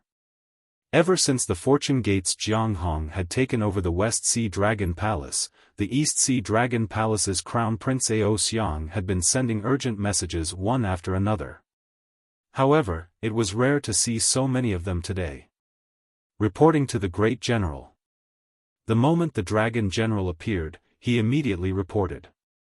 Before he could finish, the great general interrupted him and asked, "Is it another message from the West Sea Dragon Palace?" The dragon general was stunned and hurriedly shook his head, reporting to the great general, "It's not the West Sea Dragon Palace. It's an urgent message from the hidden immortal continent's bestial battle arena." Bestial battle arena? The great general was surprised and scolded, "What urgent message from the bestial battle arena? At this time? Why are they still in a mess? Why can't you see the importance of this matter? How can you casually send a message to His Majesty the Dragon King?" The dragon general wasn't in a hurry. After the great general finished speaking, he respectfully said, "This subordinate understands. Many thanks for the great general's guidance. However, the message from the hidden immortal continent's bestial battle arena is Chuanzang's message. See." The great general was shocked and suppressed his anger. However, he frowned and said, "That's not right. Even though Chuanzang wants to seek scriptures from the west and has to pass through the East Sea, he can't have reached the East Sea from the Longevity Town so quickly, right?" "Yes, the bestial battle arena sent the message. Chuanzang is still 10,000 miles away from the East Sea." The dragon general hurriedly explained. 10,000 miles, ah. The great general didn't know whether to laugh or cry. How long would it take for Chuanzang to reach the East Sea from 10,000 miles away? Why would they send an urgent message? Did they eat too much seaweed and have too much? But Master Xiao has already spoken in the Longevity Town. The dragon general continued to explain, "Anyone who dares to hurt Chuanzang will have their entire family exterminated. Right now, the Fortune Gate is like the sun in the midday sky, and their 10,000 li territory has already entered the Beast Battle Arena's sphere of influence. They want to report to His Majesty, Dragon King, to let the Eastern Sea be prepared to go there without any mishaps. Xiao Longshi's only nephew is too important." "Alright, I got it." The great general knew that the Beast Battle Arena was right to be cautious. He nodded and gestured for the dragon general to turn back. After waiting for a moment and seeing that there were no more halos, he entered the great hall. Although the hall was large and countless precious items were shining brightly, the moment the great general entered the hall, his gaze immediately landed on the dragon throne that was overflowing with treasure light. The Dragon King of the Eastern Sea, Ao Qian, was seated on the dragon throne. Hundreds of dragon images of various colors formed from dragon aura flew around the dragon throne. Waves of aura that caused the dragon tribe to prostrate, feel shocked, and apprehensive spread from the dragon throne, enveloping the entire hall. Reporting to His Majesty, Dragon King. The great general's body trembled, and his voice was a little hoarse as he stood inside the hall. Yes. Ao Qian withdrew his gaze from the dragon scroll in his hand. He lifted his head and glanced at the hall guardian great general. The dancing dragon figure immediately roared and returned to the dragon throne. The frightening aura in the hall was completely swept away. An urgent message from the Western Sea Dragon Palace. The palace guarding Grand General moved his body and entered the great hall. He respectfully presented the 3 dragon shells. 3 urgent messages from the Western Sea Dragon Palace? Ao Qian was stunned, and he was a little annoyed. Is Jiang Hong courting death? Seeing that Ao Qian was angry, the great general hurriedly explained, there are 2 of them, and the other one is related to the Fortune Gate. Ao Qian nodded, took the 3 dragon shells, and placed them on the dragon table in front of the dragon throne. Seeing this, the great general turned to leave, but Ao Qian suddenly said, Yuan, do you think Jiang Hong is causing such a big ruckus in the Western Sea Dragon Palace? This. The great general was stunned for a moment, and then he replied, in this general's opinion, I'm afraid he doesn't know. Oh, why? Ao Qian did not pick up the dragon shells, but asked with interest. The great general hurriedly replied, Xiao Longsher is the benevolent Guanyin Bodhisattva. Although this general is not interested in those bald donkeys of the Buddhist sect, this general knows that the Guanyin Bodhisattva's Buddha fruit is very difficult to obtain. Since Xiao Longsher can obtain the Guanyin Bodhisattva's Buddha fruit as a Tao sect cultivator, he must be truly benevolent. Humph. Ao Qian coldly snorted and said, he is benevolent to the secular world, but to the immortal palace, the 4 great clans, the dragon palace of the 4 seas, and the 1,000 demons' sacred realm. He is not benevolent at all. Yes, yes. The great general hurriedly smiled and said, this general does not know these things, I'm just casually speaking. Oh, it's fine, go ahead. Ao Qian came to a realization and said with a smile, this king has suffered too much from Xiao Hua, so I might have misjudged him. Just answer me truthfully. Yes. The great general knew Ao Qian's temperament, so he did not hide anything and told him his thoughts. Finally, he said, moreover, in front of the longevity town, Xiao Longsher did not hesitate to fall out with the immortal palace for the sake of the world-destroying strange insect, and asked the immortal palace and the 4 great clans to stop fighting. At that time, when this general received the news, I was extremely surprised and felt that Xiao Longsher was making a mountain out of a molehill, and even felt that he had other intentions. However, from the current battle reports of the 4 seas, Xiao Longsher's words were not alarmist. This strange insect really has the ability to destroy the world. Therefore, this general feels that Xiao Longsher really wants to save the world. He wants the 3 continents, the 4 seas, and the 3 rivers to work together to overcome this crisis. Your Majesty, take a look at the latest news. Xiao Longsher first went to the Dragon Island, then to the North Sea Dragon Palace, and then to the 1,000 demons' sacred realm. Although there is no more news, Xiao Longsher must have gone to the Great Holy Hall. The Fortune Gate's disciples moved to the West Sea, but Xiao Longsher did not care about them at all. As for Jiang Hong's actions in the West Sea Dragon Palace, Xiao Longsher definitely does not know about it. You have a lot of confidence in Xiao Longsher. Ao Qian smiled and said, Why don't this king write a letter for you to guard his Fortune Dao palace? Who knows? He might even arrange a West Sea Dragon King for you. When Ao Yuan heard this, his face changed, and he hurriedly prostrated himself in the hall and pleaded, "Your Majesty, please spare my life, Your Majesty, please spare my life." Humph. Ao Qian did not even look at Ao Yuan. With a wave of his dragon claw, a dragon shell fell into his hand. Ao Qian then took out a dragon stratagem from the dragon shell. When Ao Qian read the message in the dragon stratagem, his face turned cold, and he said, "Did you read the message from the West Sea Dragon Palace?" "This general does not dare, this general did not." Ao Yuan replied in fear. Humph. Ao Qian snorted again, as if he was sending a message. Holy Zhang's clans Jing Qing and his wife Ao Xian were involved in the conflict between the West Sea Dragon Palace's second prince Ao Yu and third prince Ao Ying. They plotted to kill Ao Yu and Ao Ying, and they deserved to die. However, considering that Ao Yu and Ao Ying were the masterminds, and Jing Qing and Ao Xian were the accomplices, the Saint Jiang clan leader personally came to the West Ocean Dragon Palace to apologize and compensate them. Especially since they were killing the strange insects today, they could preserve some of their strength to resist the strange insects. Jing Qing and Ao Xian also swore a dragon oath that they were willing to fight to the death and kill the strange insects to atone for their sins.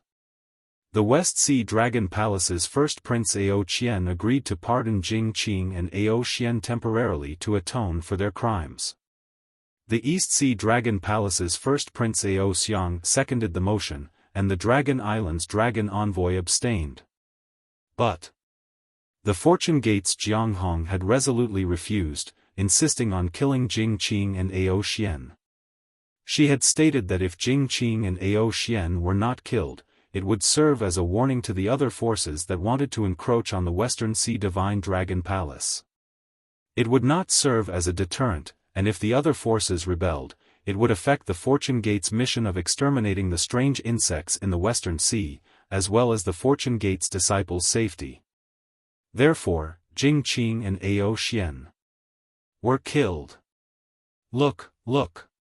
Ao Qian threw Long Su onto Ao Yuan's face and said angrily, "This is the disciple of Nanwu Great Merciful Bodhisattva." Without Nanwu Great Merciful Bodhisattva's approval, would Jiang Hong dare to do this? The West Sea Dragon Palace is my dragon palace of the four seas, not the Heavenly Abode River's Dragon Palace, and not the Fortune Gate's Dragon Palace. The words of my East Sea Dragon Palace's first prince and West Sea Dragon Palace's first prince can't even compare to the words of a Heavenly Abode River's Dragon Clan. Ao Yuan didn't dare to say anything, but he was cursing in his heart. Jing Qing and Ao Xian had plotted to kill Ao Yu and Ao Ying, so they deserved to die. The West Sea Dragon Palace's Crown Prince Ao Qian was weak and couldn't bear to kill his elder sister Ao Xian. Perhaps Ao Qian himself wasn't clean, and the East Sea Dragon Palace's Crown Prince Ao Xiang had other plans in his heart. What Jiang Hong did was fair. It was just that Ao Qian couldn't bear to see the Fortune Gate make a move, so he flew into a rage. Seeing that Ao Yuan didn't dare to say anything, Ao Qian snorted coldly and picked up another Long Su. When he saw Long Su's message, he roared angrily, "Jiang Hong, you're really courting death. Xiao Hua, this king and you are irreconcilable."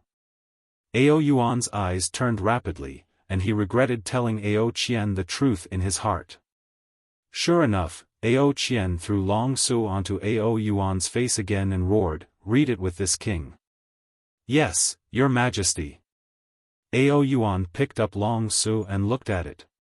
There was a complicated expression on his ugly dragon face as he read it word by word. After Jing Qing and Ao Xian were killed, the rest of the dragon clan were sent back. The West Sea Dragon Palace's Crown Prince Ao Qian was afraid of chaos in the West Sea, so he had sent the second Crown Prince, third Crown Prince, 4th Crown Prince, and 7th Crown Prince to patrol the West Sea. Now that there was a mistake, Ao Qian recalled the other crown princes and ordered the patrolling general to appoint 8 inspectors to patrol the sea.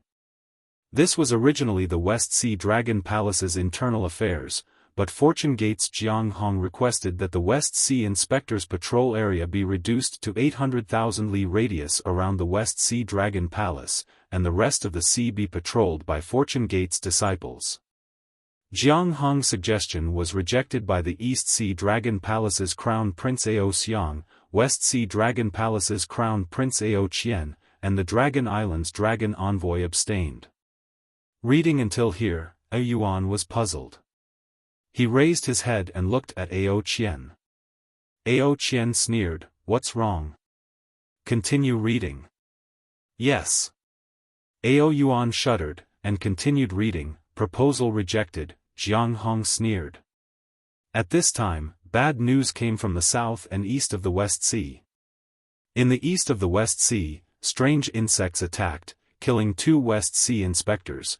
In the south of the West Sea, the Saint River Dragon tribe encountered the West Sea patrolling Sea tribe, exterminated 20,000 West Sea tribe members, and fled to the South Sea. Continue reading, continue reading. Ao Qian impatiently swung his dragon tail, shattering a giant coral in the hall as he snarled. Ao Yuan dared not delay, and continued reading. Jiang Hong flew into a rage, leading the West Sea Dragon Palaces. Fortune Gate's Dragon Tribe, and sent a message to the West Sea's Fortune Gate's disciples to board lightning boats and chase after the Saint River Dragon Tribe at the border of the South Sea. At that time, the Fortune Gate's disciples had just stopped the Saint River Dragon Tribe, and under Jiang Hong's order, the Fortune Gate's disciples massacred the Saint River Dragon Tribe. At the same time, the Fortune Gate's disciples besieged the millions of strange insects in the east of the West Sea, killing more than 100,000 of them. Jiang Hong returned to the West Sea Dragon Palace, and the Dragon Island's dragon envoys doubted the West Sea Dragon Palace's ability to patrol the sea, and suggested that the West Sea Dragon Palace withdraw their forces to stabilize the Dragon Palace's safety. Under Jiang Hong's iron fist, the dragon envoys agreed. See? Ao Qian roared, "The West Sea's Dragon Palace is no longer the Dragon Palace of the Four Seas, but the Fortune Gate's Dragon Palace, the Heavenly Paradise River's Dragon Palace." "Yes, Your Majesty." Ao Yuan did not dare to say more, and quietly placed Long Su on the table as he responded in a low voice. "My great general." Ao Qian coldly said, "You don't understand at all. How could the Saint River Dragon tribe attack the West Sea tribe while fleeing? How could the Fortune Gate's disciples stop the Saint River Dragon tribe in such a timely manner? This was all planned by Jiang Hong in advance." Strange insects, where are so many strange insects? The 2 inspectors who were killed by the strange insects. If I'm not mistaken, they were all killed by the Fortune Gate's disciples. Without Xiaohua's instructions, who would dare to create such a big storm in the West Sea? Ao Yuan sucked in a breath of cold air, and exclaimed in shock, "Your Majesty, it can't be." "What can't be?" "Absolutely." Ao Qian glared at Ao Yuan and said, "Do you think Xiaohua is the merciful bodhisattva of Nanhua that you speak of? Do you think he's the selfless bodhisattva? If so, how could the South Sea Dragon Palace be split in half? The West Sea Dragon Palace's treasury, how could it be taken by Xiaohua? He's a naked robber, a sanctimonious hypocrite." As he spoke, Ao Qian waved his hand and picked up the last dragon shell, and took out the dragon Su inside. After he looked at it, he swung his hand and smashed it on Ao Yuan's face, shouting, "Fortune Gate, it's the Fortune Gate again. Didn't you say this wasn't news from the Fortune Gate? Isn't this Chun Zong Xiaohua's nephew?" "Yes." Ao Yuan was a little dizzy, and he held the dragon Su and read, "Reporting to your Majesty Dragon King." "Read my ass." Ao Qian shouted, "What's there to read?" After this damn traitor obtained the Thunder Sound Temple's Buddha fruit, he actually slapped the Mahavarakana Buddha Lord. If he didn't have such a good uncle, he would have been slapped to death by the Dipankara archaic Buddha Lord. Seeking scriptures from the West, seeking scriptures from the West. Why would he go to the West Sea's peak to obtain scriptures? He's a spy planted by Xiao Hua in the Buddhism gate. He wants. This king understands now. No wonder Xiao Hua wanted to place the Fortune Gate's foundation in the West Sea. So, he wanted Chun Zong to go to the Fortune Dao Palace to obtain scriptures. He wants to become the Mahavarakana Buddha Lord. No, it can't be. Ao Yuan said in disbelief, Xiao Hua himself is the Nanwu merciful Bodhisattva of Nanwu. How could he become the current Buddha Lord? Moreover, how could the current Buddha Lord change hands? Even the Nanwu Maitreya Buddha changed hands. How could the Mahavarakana Buddha Lord not change hands? Ao Qian said angrily, moreover, that six-eared macaque also covets the Dipankara archaic Buddha Lord's position. Just as Ao Qian was venting his anger, a voice came from outside the hall, "Your Majesty, there's an urgent report." Where did this urgent report come from? Ao Qian shouted angrily, could it be from the Fortune Gate? This. Yes, Your Majesty. The dragon general outside the hall helplessly replied. Boom. Ao Qian waved his dragon claw and slammed it on the dragon table in front of him. The dragon table was instantly shattered into pieces.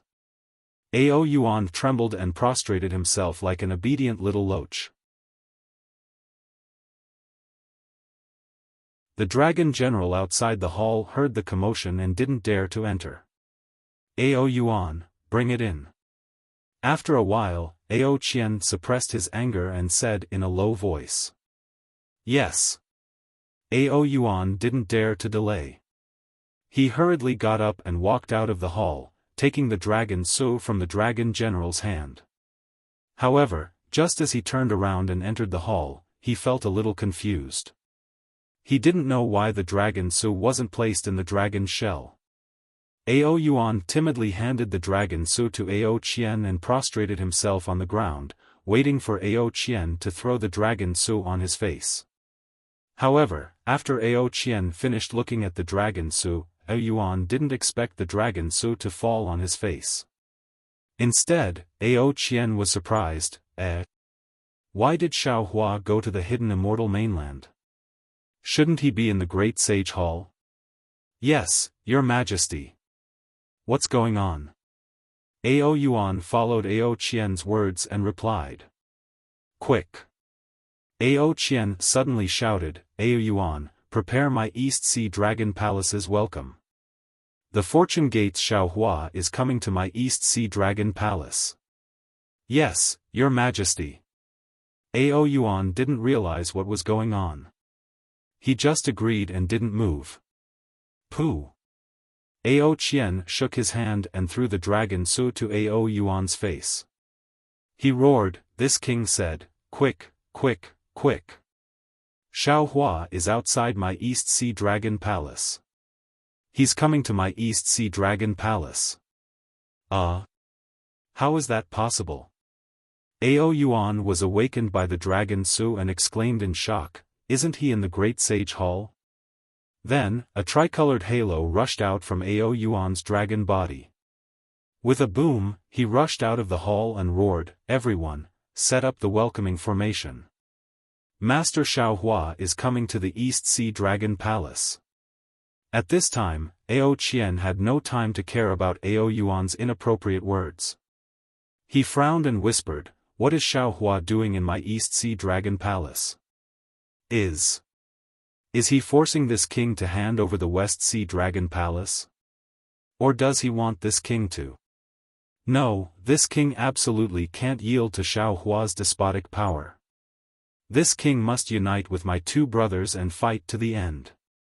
Unfortunately, Ao Qian still thought too much. After he and the East Sea Dragon Palace's Dragon Queen eagerly invited Xiaohua and Princess Xixia to the hall, when he nervously asked why Xiaohua came to the East Sea Dragon Palace, Xiaohua's answer almost made Ao Qian fall off his dragon throne. This Xiao wants to borrow the East Sea Dragon Palace's teleportation formation to go to the West Sea Dragon Palace.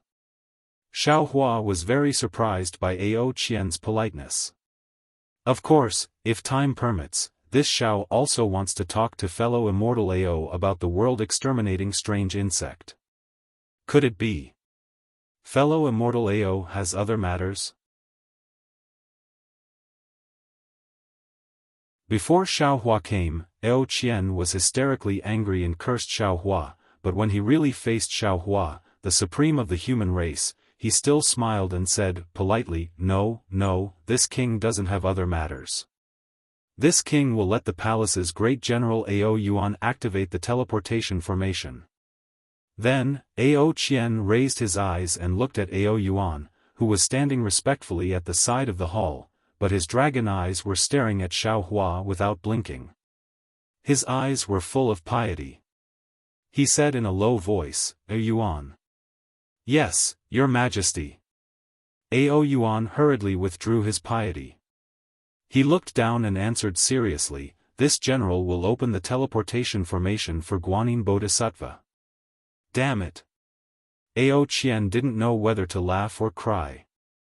If he didn't know that Ao Yuan grew up with him and was absolutely loyal to the Dragon Palace, he would really suspect that this guy was a heavenly dragon spy sent by the Buddhist sect.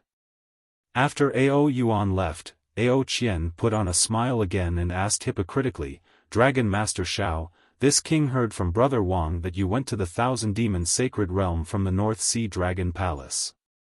Did you go to the Great Sage Hall? Does the Great Sage Hall have any information about the spatial realm? Or do they have a way to kill the strange insect?" Xiaohua nodded. He looked around and said with a smile, "This matter involves the secrets of some spatial realms. It's very important. Fellow immortal Ao, can you ask the other dragons to leave the hall?" Ao Qian was shocked. His first thought wasn't about the secrets of some spatial realm that Xiaohua wanted to talk about, but whether Xiaohua had come to ambush him. But after a moment, he couldn't help but laugh. He waved his hand and ordered the dragon generals guarding the hall to leave. "Your Majesty." The Dragon Queen of the East Sea Dragon Palace said gracefully, "This concubine has an extremely beautiful coral in the back hall. This concubine has always wanted to give it to the East Sea Empress. Now that there's Princess Xixia, this concubine feels that Princess Xixia is more suitable than the East Sea Empress. This concubine will bring Her Highness to take a look. If Her Highness likes it, this concubine will give it to Her Highness." Seeing the Dragon Queen of the Dragon Palace being so tactful and flattering, Princess Xixia smiled and said, "Then I'll have to trouble you, Dragon Queen." After the Dragon Queen and Princess Xixia left, only Ao Qian and Xiaohua remained in the hall. Xiaohua didn't hide anything. He told Ao Qian about the origins of the world-destroying mayfly, the separation of the 4 great continents, the immortal formation in the West Sea, and part of the situation on Dragon Island, the Great Sage Hall, and the Thunder Temple. Finally, he said, "Actually, at this moment, I've already fallen into a desperate situation. Our 3 continents have also fallen into a desperate situation. Apart from fighting to the death, there's no other way out. Unless a god from the upper realm, or an immortal descends and takes away the world-destroying mayfly. How is that possible?" Ao Qian was dumbstruck when he heard this. His previous plan of taking the initiative to reprimand Xiaohua in a roundabout manner had already turned into smoke. He said in disbelief, "Dragon Master Xiao said that our 3 continents were originally the 4 great continents? The Dawn Rain continent you came from was one of the 4 great continents? And the West Sea has a great formation set up by the immortal realm? Looking at Ao Qian's astonishment, Xiaohua didn't explain further. Instead, he nodded indifferently and waited for Ao Qian to digest it. That's not very possible. Ao Qian shook his head and said, although this king is the Dragon King of the East Sea, this king is extremely familiar with the East Sea, West Sea, and even the four great seas. It's not like this king hasn't followed Ao Hong to the West Sea for inspection. It's impossible for there to be any immortal formation there. This Xiao said earlier that this Xiao came from the West Sea through an immortal formation. Moreover, this Xiao also saw the world-destroying mayfly in the eye of the West Sea. Xiaohua said with a smile, that day in the Thousand Demons' sacred realm, the golden-winged Great Peng also said that he had once chased a flood dragon to the west. He also didn't believe that there was any immortal formation there. However, fellow immortal Ao, an immortal formation is an immortal formation. It's not something we can know about. Believe it or not, the immortal formation is there. There won't be one more, and there won't be one less. Ao Qian pondered for a moment and said with a frown, if it's as Master Long said, the only thing that can easily kill the mayfly is the heterogeneous true qi of the Dawn Rain continent. However, because of the immortal formation, the heterogeneous true qi can't come over. At the same time, our three continents don't have any spatial passageways that lead to other realms and then to the Dawn Rain continent. Therefore, we can only fight with our backs against the wall. Besides fighting with our backs against the wall, does fellow immortal Ao have any other methods? Xiaohua asked. Ao Qian sighed and said, after the meeting at the Jade Pool, this king returned to the Dragon Palace. Not only did this king ask the Dragon Clan to find the spatial passageways, but he also sent a message to the Dragon Palaces of the other three seas. Unfortunately, as Master Xiao said, there were no records of this at all, and there were no traces of immortal formations. However, this king didn't expect the world-destroying mayfly to be so powerful. So, where did Master Xiao get this information from? Of course it's from the one in the Thousand Demons' sacred realm. Xiaohua said with a smile. Oh, if that's the case, then it's right. Ao Qian understood and said with a bitter smile, it seems like we can only fight with our backs against the wall, but what are our chances of winning? Ao Qian was the first to ask about their chances of winning. Xiaohua fell into deep thought, and his brows were tightly knitted. After a long while, he said solemnly, only 10%. 10%? Ao Qian's dragon body suddenly flew up from the dragon throne and covered the entire hall. He exclaimed, if it's 10%, then wouldn't it be inevitable that the world will be destroyed? Yes. Xiaohua nodded. Other than the soaring cloud-side palace, fellow immortal Ao has probably not fought with the strange insects for more than half of the time, right? Indeed. Ao Qian suddenly felt a little ashamed. He had always been in the East Sea, guarding the dragon palaces of the four seas, fearing that the Dragon Island and the Fortune Gate would invade, so he didn't pay much attention to the strange insects. I've encountered several world-destroying mayflies along the way. Xiaohua explained, fellow immortal Ao is from the dragon race, so you must know that the world-destroying mayflies are insects. The insect race's greatest advantage is their large numbers, and the world-destroying mayflies reproduce too quickly. Moreover, on the three continents, the world-destroying mayflies have no natural enemies, and the Pegasus can reproduce without any restrictions. This is incredible. What's more, up until now, the world-destroying mayflies can only be killed by spiritual qi that exceeds the Pegasus tolerance limit. Oh, that day at the Jade Pool, the mayfly that was on the verge of the 10th grade was forced to advance to the 10th grade by this Xiao's spiritual energy. And this time, this Xiao actually saw two mayflies that surpassed the 9th grade on the hidden immortal continent. Aside from this Xiao's unique medicinal pills, even this Xiao has no way to kill these mayflies. So, my previous idea of the strange insect king might not be correct. If the lowest level world-destroying mayflies devour enough spiritual qi, they can evolve into the king of strange insects. Tens of millions of world-destroying mayflies that exceed the 9th grade. Ao Qian didn't even dare to think about it. He was speechless. AI, that's right. Xiaohua sighed and said, I'm at my wit's end. I'll return to the West Sea and prepare to join hands with my Fortune Gate's disciples to fight these world-destroying mayflies. As for whether we live or die, let's leave it to the heavens. Then, Ao Qian opened his mouth and asked, Master Xiao said that the immortal formation is powerful, but aren't these world-destroying mayflies even more powerful? If we can lure these world-destroying mayflies to the immortal formation.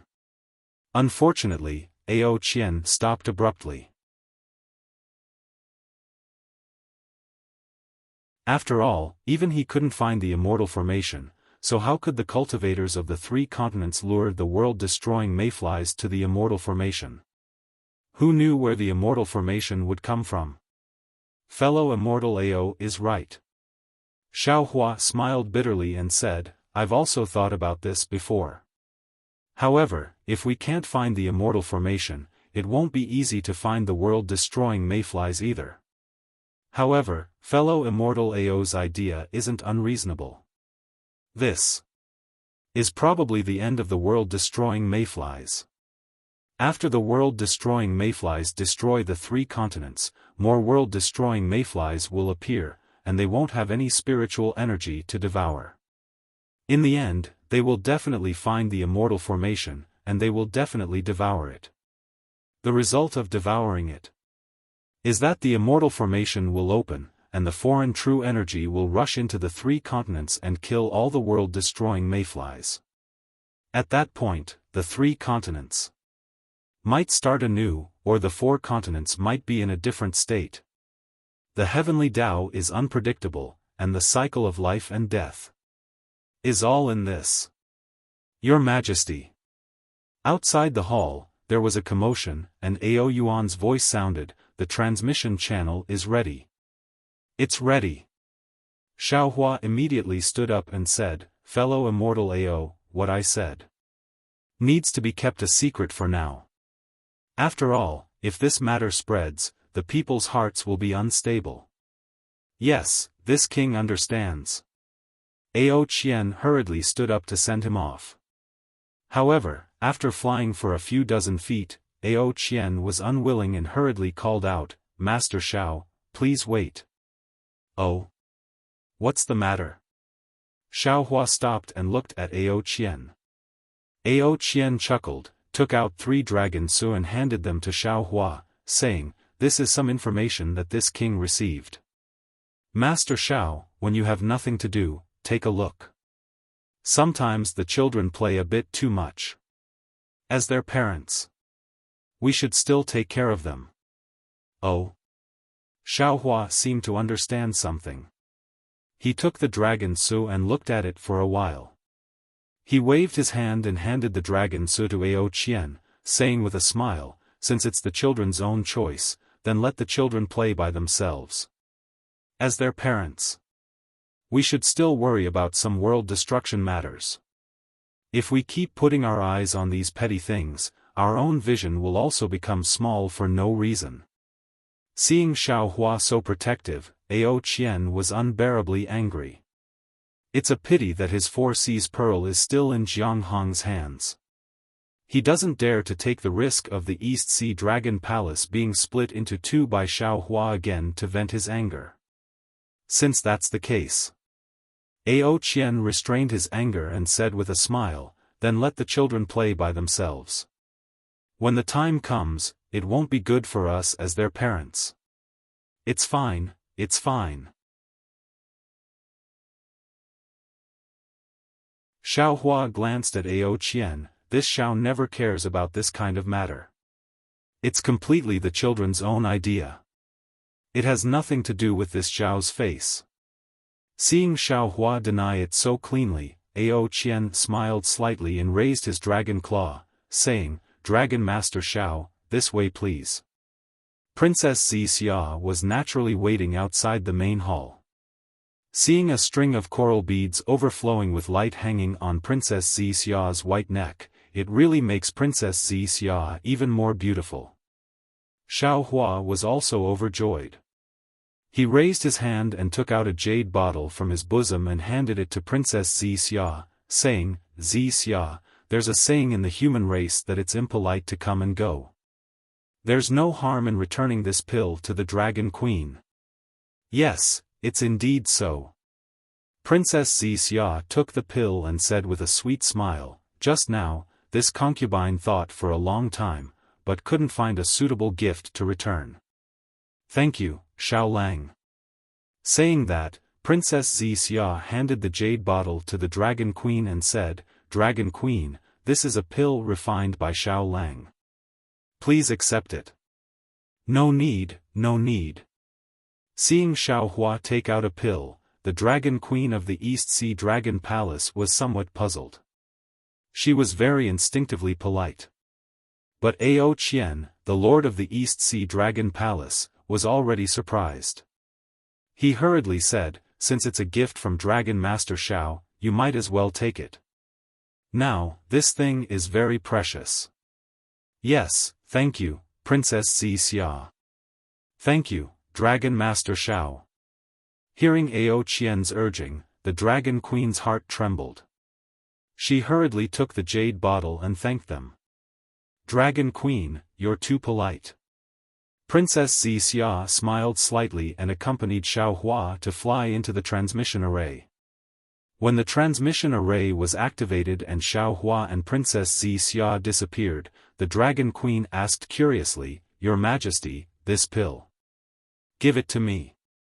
Ao Qian stretched out his dragon claw and asked the Dragon Queen for it. The Dragon Queen was even more confused, but she still gave the jade bottle to Ao Qian. Ao Qian took the jade bottle and felt at ease. He said coldly, "Xiao Hua is really cunning. He obviously has a lot of such pills in the Kunlun immortal realm, but he still pretended that he didn't have them." "Your Majesty, what is this pill? Why is it so precious?" the Dragon Queen asked. "Ai, this is a life ah."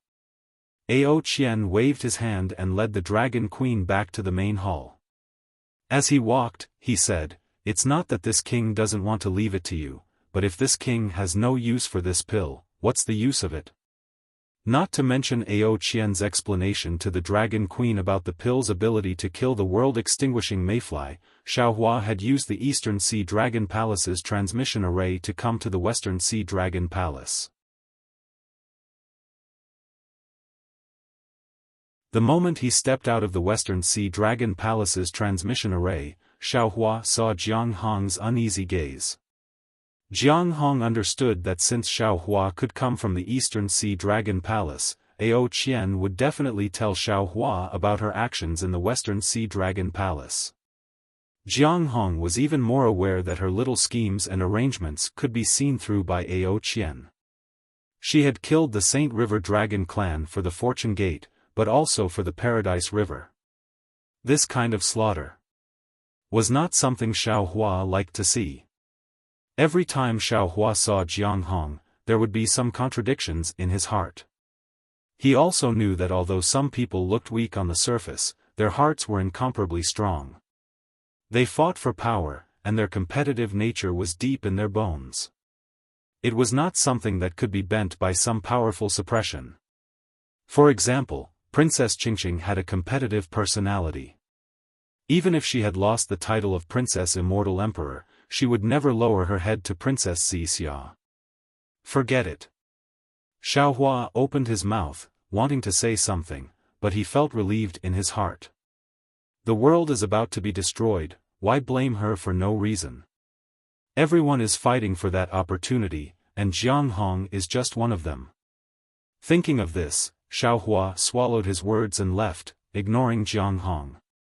Behind Jiang Hong, the dragon envoy, Ao Xiang, and Ao Qian hurried over and respectfully saluted. Xiaohua waved his hand and said, "No need to be so polite. This old man has urgent matters to attend to and needs to rush back to the Fortune Gate. I won't stay in the Western Sea Dragon Palace any longer. Yes, Junior will send Dragon Master Xiao off." Seeing Xiaohua's cold face towards Jiang Hong, Ao Qian and Ao Xiang were happy and hurried to send Xiaohua off. "No need. Just watch over the Western Sea Dragon Palace. Don't let anything happen." Xiaohua stopped the two Dragon Palace's crown princes from seeing him off. Behind him, Princess Xia was keenly aware of Xiaohua's displeasure and Jiang Hong's uneasiness. She smiled faintly and pulled Jiang Hong's hand, saying, "Let's go, send me off." "Yes, master's wife." Jiang Hong's heart was in a mess, so she boldly replied. But in the next moment, she was shocked again. She understood the Immortal Palace's etiquette very well, and she knew she had caused trouble. Who would have thought that when Jiang Hong raised her head to apologize, what she saw was Princess Xia's bashful smile and reproach. Jiang Hong's heart skipped a beat, but she swallowed the words of apology and hurriedly accompanied Princess Xia out of the Western Sea Dragon Palace. Outside the Dragon Palace, Princess Xia raised her hand and took the coral bead from the Eastern Sea Dragon Palace's Dragon Empress from around her neck. She put it on Jiang Hong's neck with a smile and said, "This was given by the Dragon Empress at the Eastern Sea Dragon Palace. I don't like such luxurious things, so I didn't want to accept it, but since it's the Dragon Empress's kind intentions, I can't refuse. On the way here, your master mentioned the Western Sea Dragon Palace, saying that it's not easy for you to guard this place.